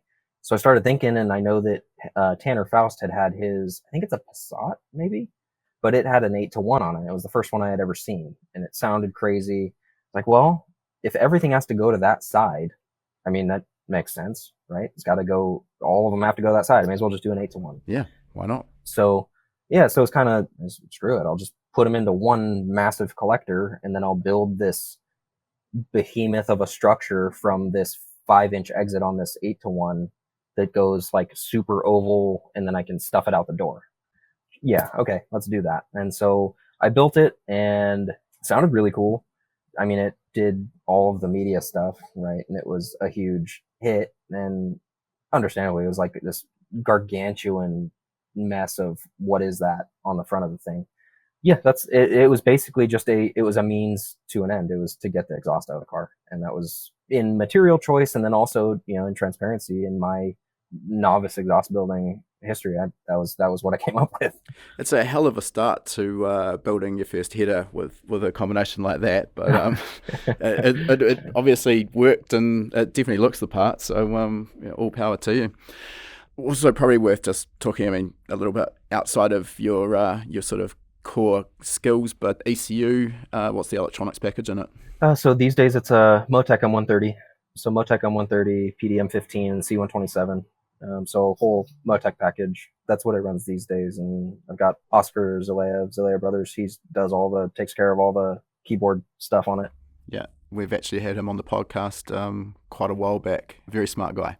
Very smart, very good dude. So once you actually got this thing to the racetrack, how did it all work out? Was it sort of just trouble-free motoring, or did you find out a whole bunch of problems that you couldn't have foreseen? So somewhat interesting. So following finishing the car, I moved straight down, started business with a buddy, and the car, unfortunately, was a little bit of a casualty of that. So it took me a very long time to get it from first time running and driving, getting it on the dyno, to actually first time on the track. But during that time, I tinkered on a few things and was able to kind of get the mechanical side of things, what I thought was relatively sorted, and got out to the track for the first time, and it ran and was able to turn a few laps. But I had a couple weird oil pressure issues and a few electrical issues, stuff of that nature, but nothing like crippling right off the bat. So tried to work through some of those, the oiling system probably being the most difficult as far as trying over and over and just kind of trying and failing to figure it out. The engine was dry sump from the get-go? Yeah, it was originally a 5-stage dry sump. So where were the issues in the oiling system? Yeah, so it was rather interesting actually. So it had the reason it took so long to figure it out was because they could run on the dyno and everything, and we did dyno pulls, good oil pressure, everything else. But I'd get out to the track, and 3 laps in, it would start to lose oil pressure to where it would only make 40 psi, right? And so Yeah, that's not enough. no, so in interest of like trying to get stuff sorted out, I'd basically drive it off the tack. So it's like, okay, I got 40 psi, so it's not going past 4,000 RPM. And that was the core of the problems for probably the first year. Now, the year being a year in calendar time, but it probably only went to the track 3 times in that year. And I'm working, trying to get a business going the rest of the time. And so I went round and round with that for quite some time. Oil pressure stuff, couldn't really figure it out. Talked to the manufacturer. We're both kind of scratching our head, him from his place and me from the shop. Ended up actually, the gentleman who helped me and got it solved was Carl Thompson, who I believe is from New Zealand. He sure is. Yeah, great dude. I'm fiddling with it one night, banging my head up against a wall, and post a picture or a story on Instagram or something. And he's like, "Hey man, what's going on? What's your system? Explain it to me." So I did, and he's like, "All right, well, basically that's trash. Like, don't do that." And kind of walks me through the basics of what he's got going on his motors, which are relatively similar, and how he makes it work. And a few things I went through and replumbed basically all the scavenge lines with spiral wound tubing, so they're not sucking themselves shut. And then also the motor's sealed now. Originally, I had vents going from the valve covers to the tank, and then supplying out of the bottom of the tank. And so I think, whether it was one or the other, I don't know, but I think there's a combination of potentially sucking the lines shut on the scavenge lines once it got hot, and or one of the theories that we had was the vent line was only a 10, and it was vented to the top of the tank, and then the tank wasn't vented. So we're sucking on both sides of the engine. It's trying to pull oil out of the bottom, but then the pump's also trying to pull vacuum on the top of the tank. And so whichever it was, I followed his advice and plumbed it with the sizing and stuff that he recommended, and it's been incredible since. Oh, it must have been very satisfying to get on top of that. I mean, oh yeah, obviously a dry sump system is not a small financial commitment, and you install it to prevent oil pressure issues. So to end up with the exact issue that you're trying to avoid is got to be pretty frustrating. Yeah, it was frustrating, and it was also kind of one of those. The engine was probably the financial endeavor that I knew, like at the time, I was like, if I mess this up, there's no coming back. I'm like, if I pop this thing, it's dead for forever. I can't afford, they talk about don't build something you can't afford to rebuild. And I basically took that and threw it in the trash. I was like, I can't afford to do it once, so, but I'm gonna try. So, so yeah, it was a pretty stressful thing. And thanks to Carl, like it's been incredible since. Oiling system's been bang on. Yeah. If people want to get a little bit more of an understanding of Carl Thompson as well, we've actually done a YouTube interview with him at SEMA, and we'll link to that just to give those who haven't heard the name before a bit of an understanding of the quality of his builds, because he builds some really, really nice cars. Now, with the amount of time and money poured into this build, the quality of the build, I mean, it is essentially show car standard. Do you have any hesitations about actually driving the wheels off this thing on the racetrack? I don't. Honestly, I the whole time I was building the car, I told myself, like, it doesn't matter how much I end up in it or how much I don't want to hurt it, because I'm pretty picky, like as far as in my normal like scratches and stuff. I don't like damage, but I told myself almost every day, like, you have to drive it. There's no point in doing all of this and then having it sit. Like, it could have a 10-to-1 compression small block Chevy in it if you're just going to leave it sit there.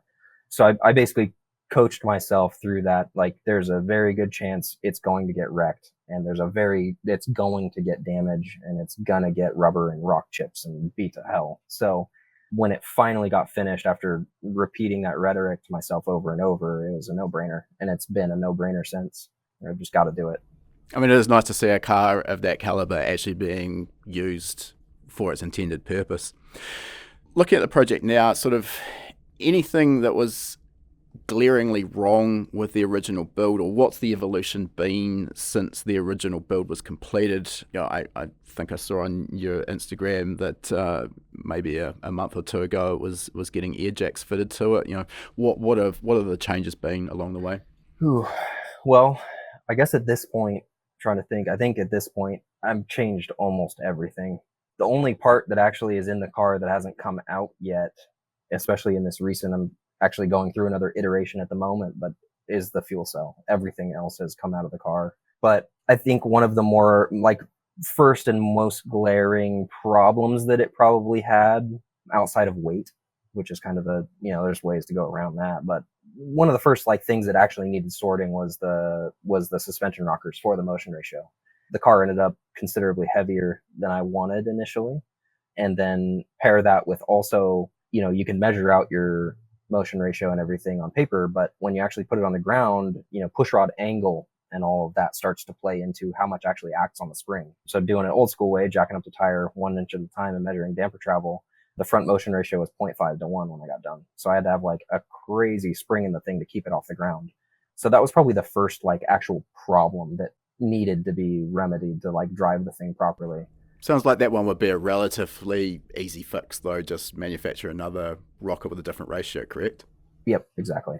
So did that, and then the next problem it had as far as breaking things was the reason the 8-to-1 is now gone. Well, one of the reasons. The exhaust section that I made after the collector was this big oval monstrosity that went out the door.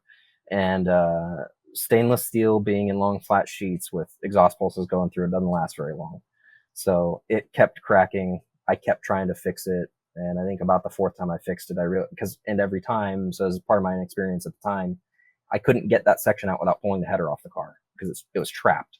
And so the first time I had to fix it, I was pissed at myself. And the fourth time I was mad at myself and the header. And I decided this is not working. I'm going to change it. I'm redoing it.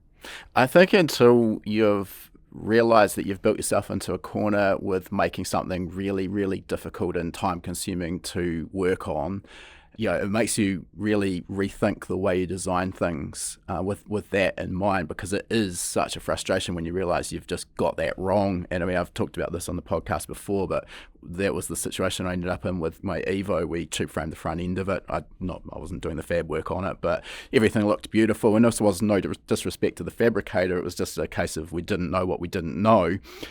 How it ended up was that to change the clutch, which I had to do after every 10 passes, it required obviously the gearbox to come off the engine. But the way the chassis was designed, you couldn't remove the gearbox independent of the engine. So a clutch job all of a sudden became about 10 hours worth of work. I mean, that's just, yeah. And I cursed myself every time I was doing a clutch on that car. It was just such a pain in the ass. Yeah, there's definitely there's a whole slew of those types of things that came from it being my first tube chassis. Also, that exact issue that you just mentioned, my car has had for its whole life up until this current redo. And pulling an engine out to change a clutch is one of the most frustrating, annoying, I've got to do this right now, and I got to do all this other stuff to do it, and that's so annoying. Yeah, really makes you sort of rethink your life choices when you're in that situation. Yeah, and it's a result of obviously my first tube chassis, and then also not understanding, going back to my engine builder, all those things you're going to have to do. You sure you want to do them? So inexperience. Seems like a great idea at the time. Yeah, inexperience in that sense, and then also the way the car was built was a little bit of a shotgun, wedding kind of situation. It got down to the wire, and it was it's got to get done. And so contrast to how things are done now, like in the shop, for instance.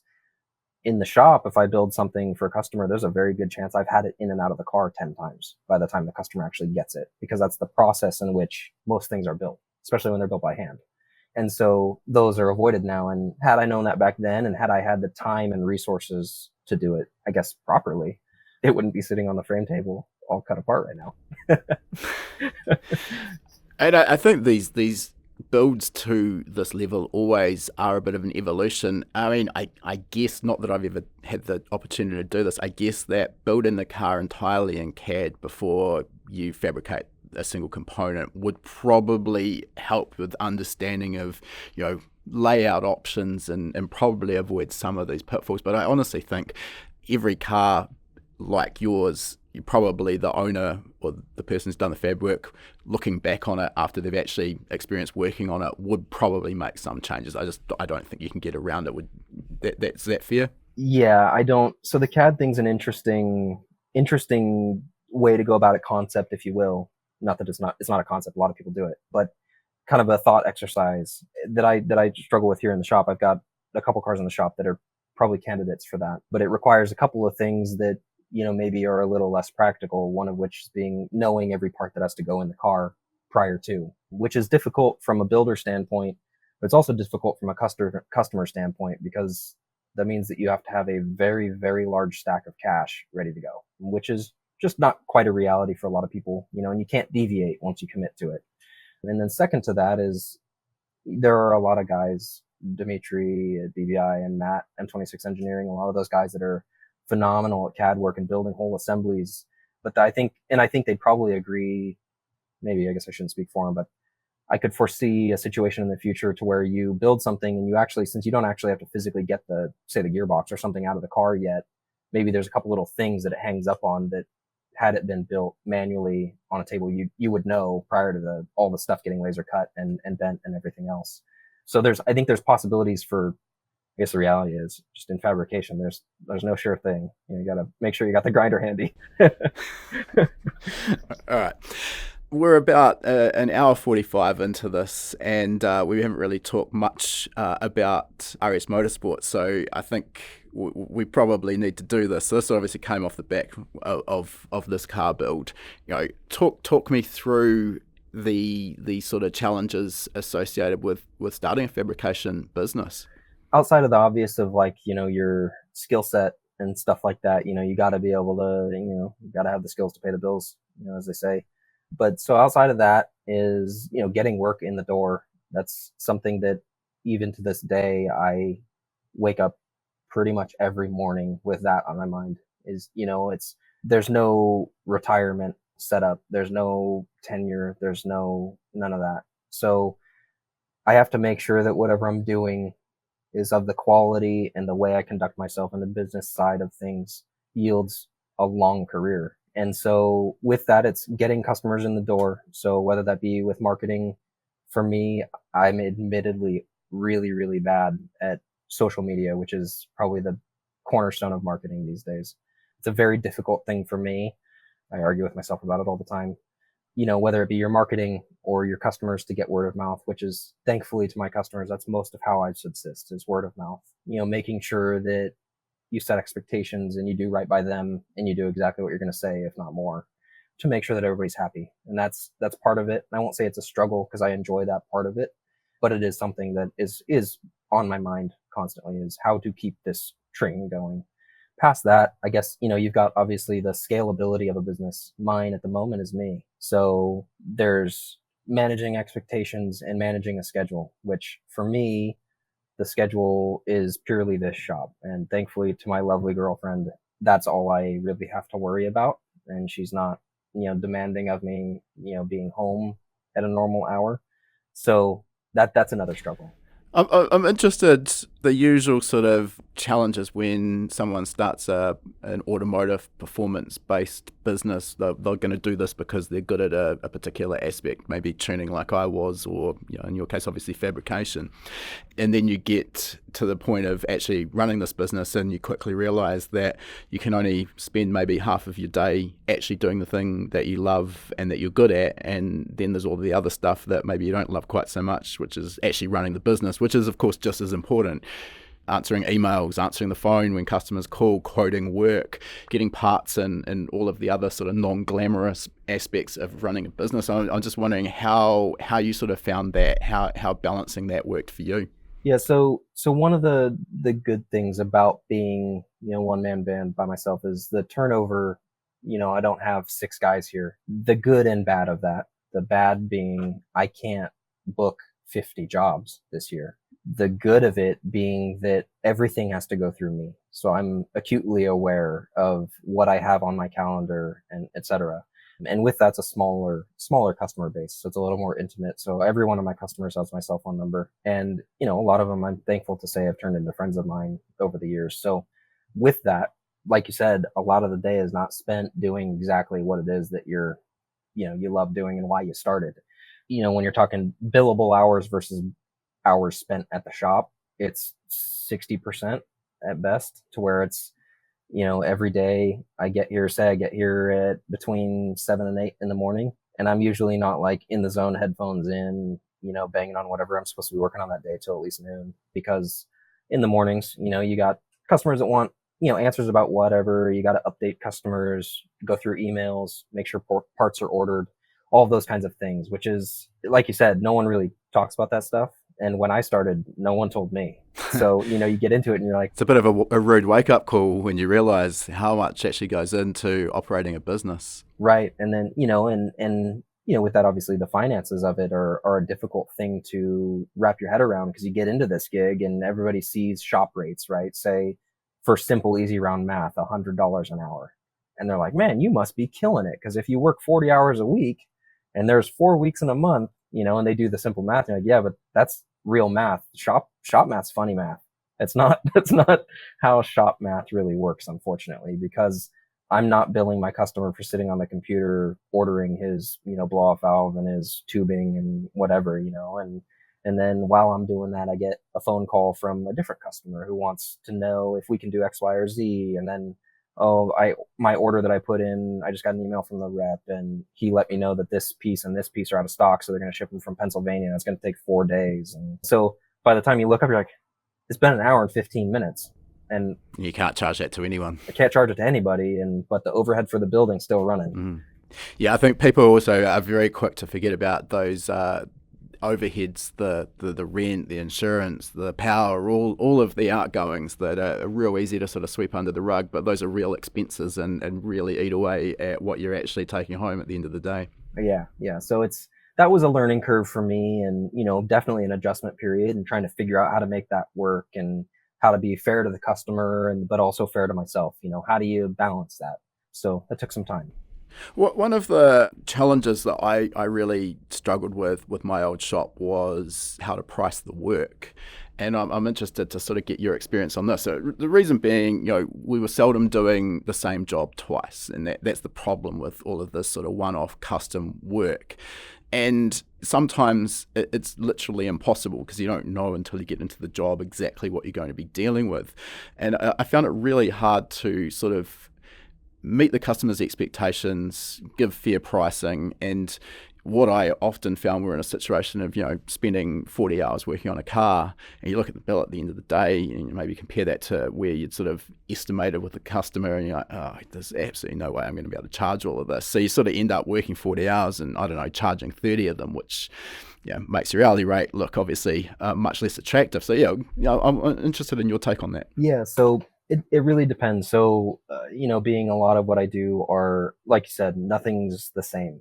I don't do the same thing hardly ever. There's different chassis. And as time goes on, I've realized I'm not going to see the older chassis that I thought I was going to do a bunch of, because, an E36 now is what, 30 years old. So I'm not going to see those very much as track cars. Now I'm seeing E92s, F80s, stuff like that. And then you have different makes, so I don't see a lot of the same thing. And I guess, so that's where, in my opinion, the professionalism comes in. So like on a cage, I know roughly roundabout where I'm going to be. Certain cars, whether it's an aluminum chassis car, steel chassis car, convertible, slick top, sunroof car, because they all have, while they are different chassis, they all have different little isms about them that are going to contribute or take away from cost.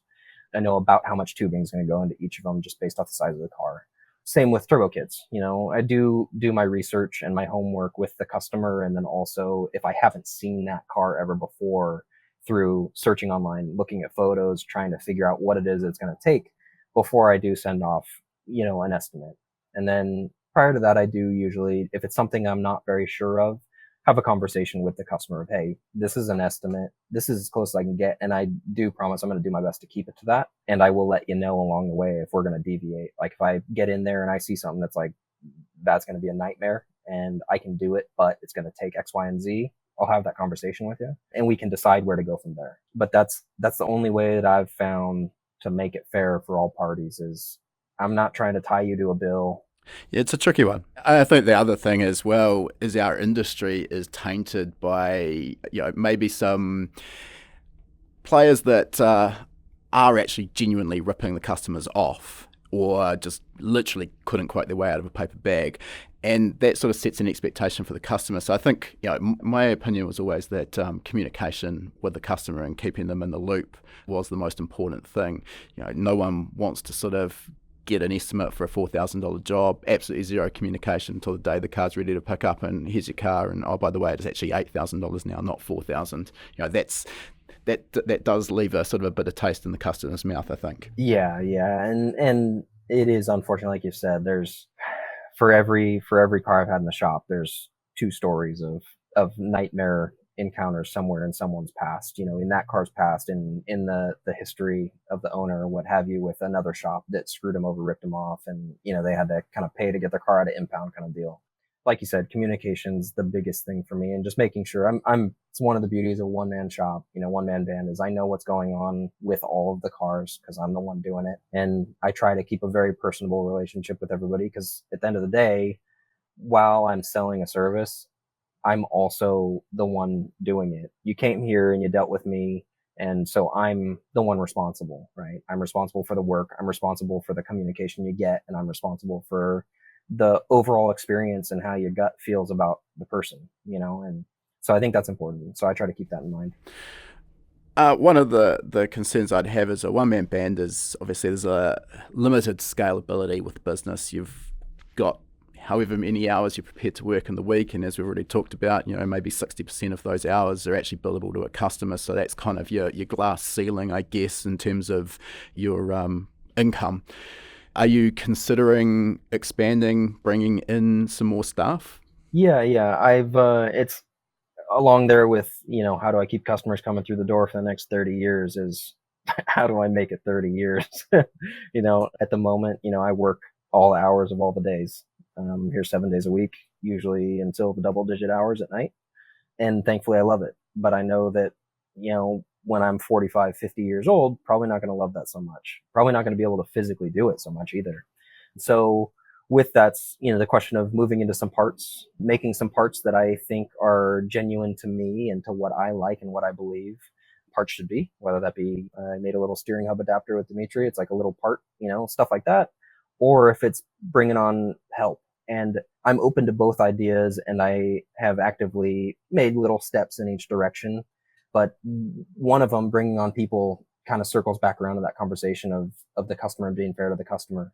And one of the struggles that I fight is, one, being able to give the customer what I promised them with someone else's work and the auditing of that. And then the second being able to afford that person that can do that work. Like you said, the hours in the day and billable hours and income, it's a hard ask, because it's hard work a lot of the time.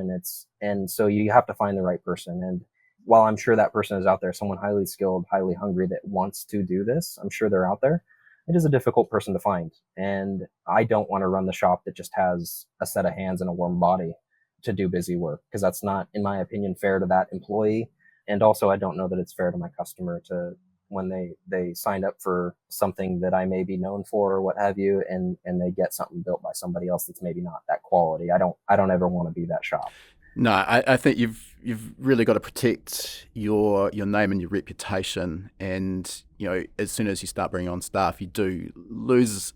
You're always going to lose a little bit of the control, because you just aren't the one person touching everything anymore. So choosing that right person, I think, is really the key there.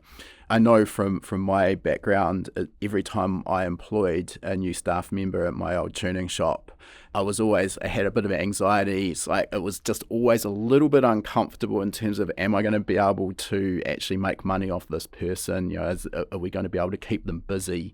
I mean, every time it worked out, but I kind of think if you're not just a little bit uncomfortable about a new hire, then something's probably wrong. I think that being a little uncomfortable makes you a bit more cautious about employing the right person, doing the proper checks, making sure they're going to be a good fit. I think the other thing that was important for my old business, and just as important now at HPA, is the fit of the staff member with everyone else. I mean, obviously at the moment just yourself, but it's very easy to get a wrong hire, and it just becomes a toxic environment, and it just automatically destroys the culture that you've built up. So really, really critical. In some ways, maybe not with fabrication, but in some ways I think with HPA, the fit with the culture of HPA for our staff members is almost probably more important than their outright skills. Obviously, we're not employing dummies, but you can learn the skills, but you can't learn culture, I think. Yep. And that's one of those things that because I've battled with this. I've talked to a lot of people about it. And one of the things is that I struggle to wrap my head around is when we're doing these things, especially since not everything's automated, most all of it's done with hands. There's a certain level of craftsmanship. And then with that is to be able to provide the type of service that I do, which would be that person's job to a degree, right? With some coaching, of course. But part of the reason I think the things that I do turn out the way they do is because this is my whole everything. This is my life. All the inspiration that I draw for every part I make is because this is literally all I do. I don't work at 3:00 in the afternoon wishing that I was home to watch something on TV or go golf or do another hobby. When I'm working on a car, whether it be building a flat floor for a car or, roll cage or what have you, any of the things in the shop, the inspiration and the creativity on where you're going to land a tube, where you're going to route this, how it's going to look and how it's going to function is all based, because this is, even when I close off, say I shut down at 7:00, I'm turning around to my car and trying to do the same thing. And so with that comes a certain level of creativity and a certain aesthetic and a certain practicality that goes with each piece that's made, that I think even if someone's like, because there's a lot of people that can weld better than me. There's a lot of people that can fit tube better than me. There's people that are better than every aspect of what I do than I do. What I'd like to think is that because I am utterly obsessed with it, I try to put them all together as well as I can. And that drawing on inspiration, because it's my whole life, maybe yields a product that's maybe just a little different, that might be desirable to some people, other people that maybe, even though someone could weld it better, but it won't quite look like that or work like that. Yeah, and I think fabrication does sort of lend itself to a creative mind, because there's 10 different ways you could achieve an outcome that will function properly. But, you can also do it in a way that has a certain aesthetic that meets your own sort of preference. And I think that's the creative side of fabrication that's so unique. I'm just interested in some of the newer technologies that have popped up. I mean, probably really not that new anymore, but I mean, as we're talking here, so it's a podcast, but I can see that you've got a bamboo 3D printer sitting beside you. Obviously, the advent of CAD and 3D scanning as well, these have become prevalent in the motorsport industry and in fabrication. I was wondering if you're leveraging any of that sort of technology. Yeah, I am. And again, in transparency, more recent than historically. I am pretty much always behind the curve of technology, media, all of it. I don't know what it is about me. I'm late to everything. But yes, I am, and I'm doing my damnedest to learn. So I'm no CAD aficionado, but I do own a 3D scanner. I actually acquired that this last year, the Peel, or actually beginning of this year, Peel CAD. And then, I've got the Bamboo. I work in Fusion, and there's a lot of things that it's opened up, not only just the ability to design something in 3D space before, whether it's a little bracket for something, or the most recent was I designed an intake lid for my motor that houses a drive-by-wire motor, the throttle body, and the big sprint car airbox. So I was able to design all that. I was able to test one that I 3D printed in the printer, and now it can go off and get CNC'd. So that, all the way from something like that, all the way to, for instance, scanning the whole chassis of my car and being able to employ someone else to do certain aspects of things for me that are better than me at it. So, my uprights on my car, Dimitri over at BBI, he was able to take my parts, scan them, design them, and they showed up at the door, ready to bolt onto the car. And so using technology not only here in the shop physically by myself, but also being able to scan something like my chassis, to scan my whole chassis and everything, and then send all of the data and all the mesh of all of the pieces to a suspension engineer in a different country so that he can run through the geo and kinematics to one, as much as I think the car worked great before in its previous iteration, could always be better, right? And so employ an actual suspension engineer to go through and work on some of that for me. So, which is multifaceted. Not only is he probably more knowledgeable, he's done this a lot, he's way more knowledgeable than I am on that front as far as the geo. I can fab it, and while he's working through all those, the kinematics and all of the iterations, I can be in the shop turning out customer work. And so in that sense, there's that benefit as well that I found really enriching, being able to do that stuff, so that's great.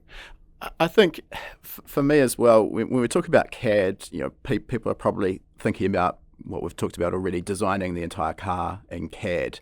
But I mean, there's also much simpler aspects with using Fusion that I wish I had access to this back when I had my shop. Particularly what I'm talking about here is the sheet metal working tools that Fusion offers, and be able to design brackets and tabs, and then just literally send a file to a company like Send Cut Send, and then the parts turn back up, rather than the old-fashioned way of making maybe a cardboard template, fitting that up on the component. Does that fit? Might need a little bit more material here, and then finally you're hand cutting a part out of sheet metal. Very, very time consuming doing that, obviously very difficult to repeat, and it's just such a waste of time versus using these tools. Is that something that you're leveraging now? Yeah, so I do a fair bit of that. It's rather interesting. So one of the things that I found is, like, I started fabricating, I didn't have hardly any tools, as far as no fancy stuff, didn't have CAD, didn't have any software. So for the first, I don't know, 3 years of building stuff, everything was by hand. And so I'm fairly quick at making templates. So my first thing that I started doing was, like, I would make a template with some chipboard or some construction paper. I'd whip up a template like immediately, and then I'd just put it in my scanner next to the computer and scan the thing into Fusion, outline it, basically just draw on the lines, and then send it off and get it cut.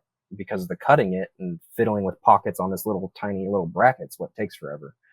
So doing a lot of that, and then also parts that aren't available. Like, one of the last little things that I think I had Send Cut Send do was a couple of, so like the heads on my motor, cylinder heads, the exhaust ports, like an odd, it doesn't exist, the bolt pattern and stuff. So I can't get gaskets. So I've been running just ultra copper, which is pretty common, but it's very messy.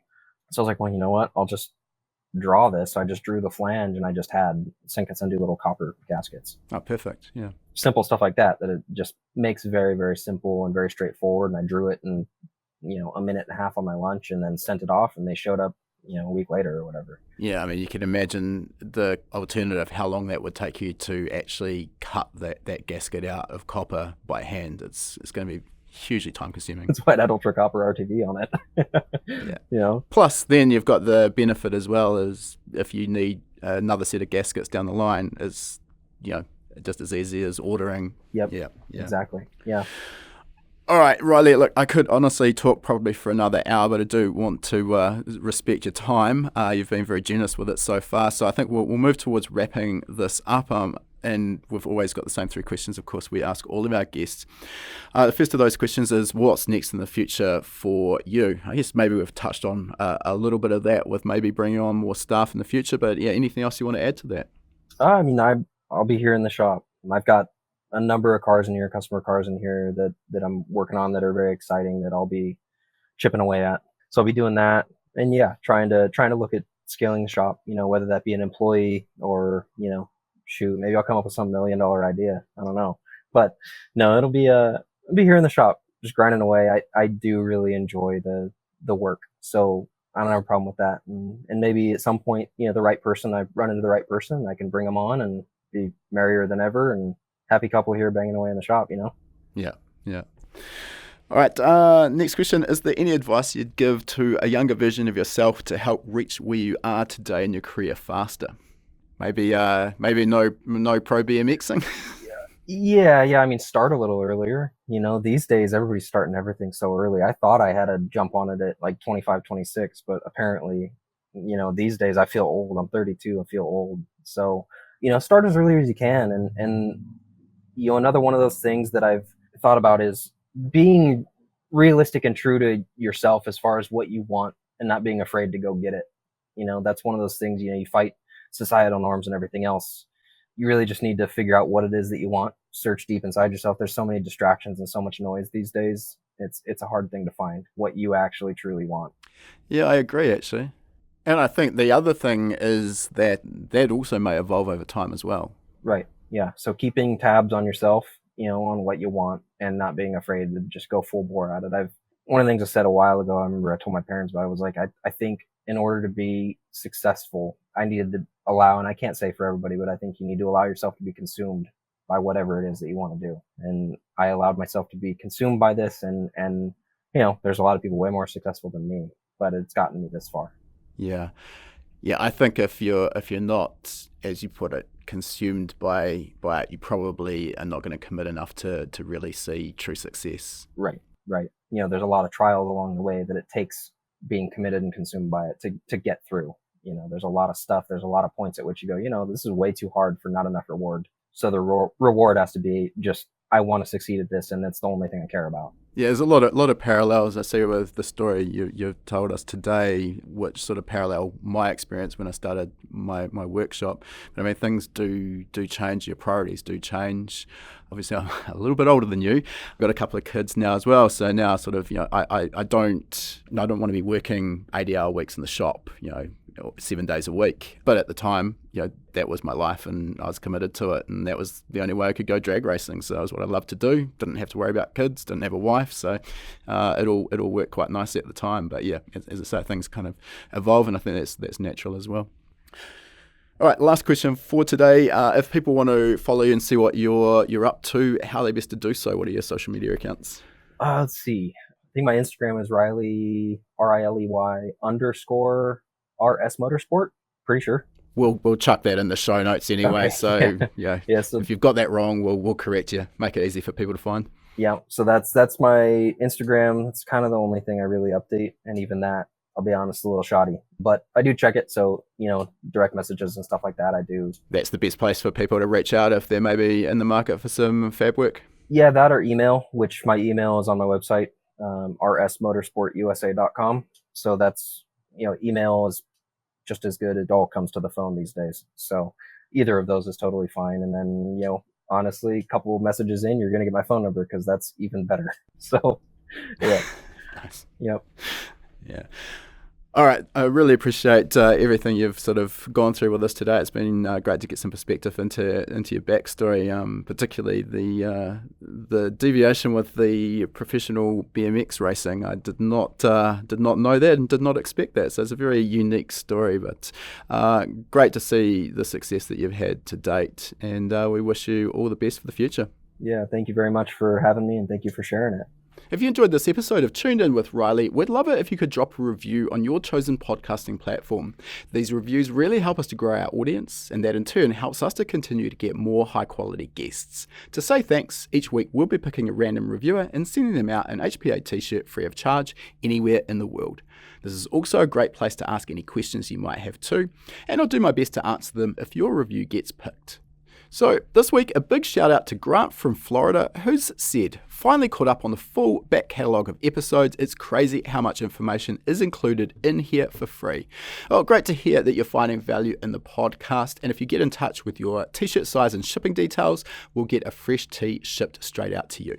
All right, that concludes our interview. And before we sign off, I just wanted to mention, for anyone who's been perhaps hiding under a rock and hasn't heard of High Performance Academy before, we are an online training school, and we specialize in teaching a range of performance automotive topics, everything from engine tuning and engine building through to wiring, car suspension and wheel alignment, data analysis, and race driver education. Now remember, you've got that coupon code.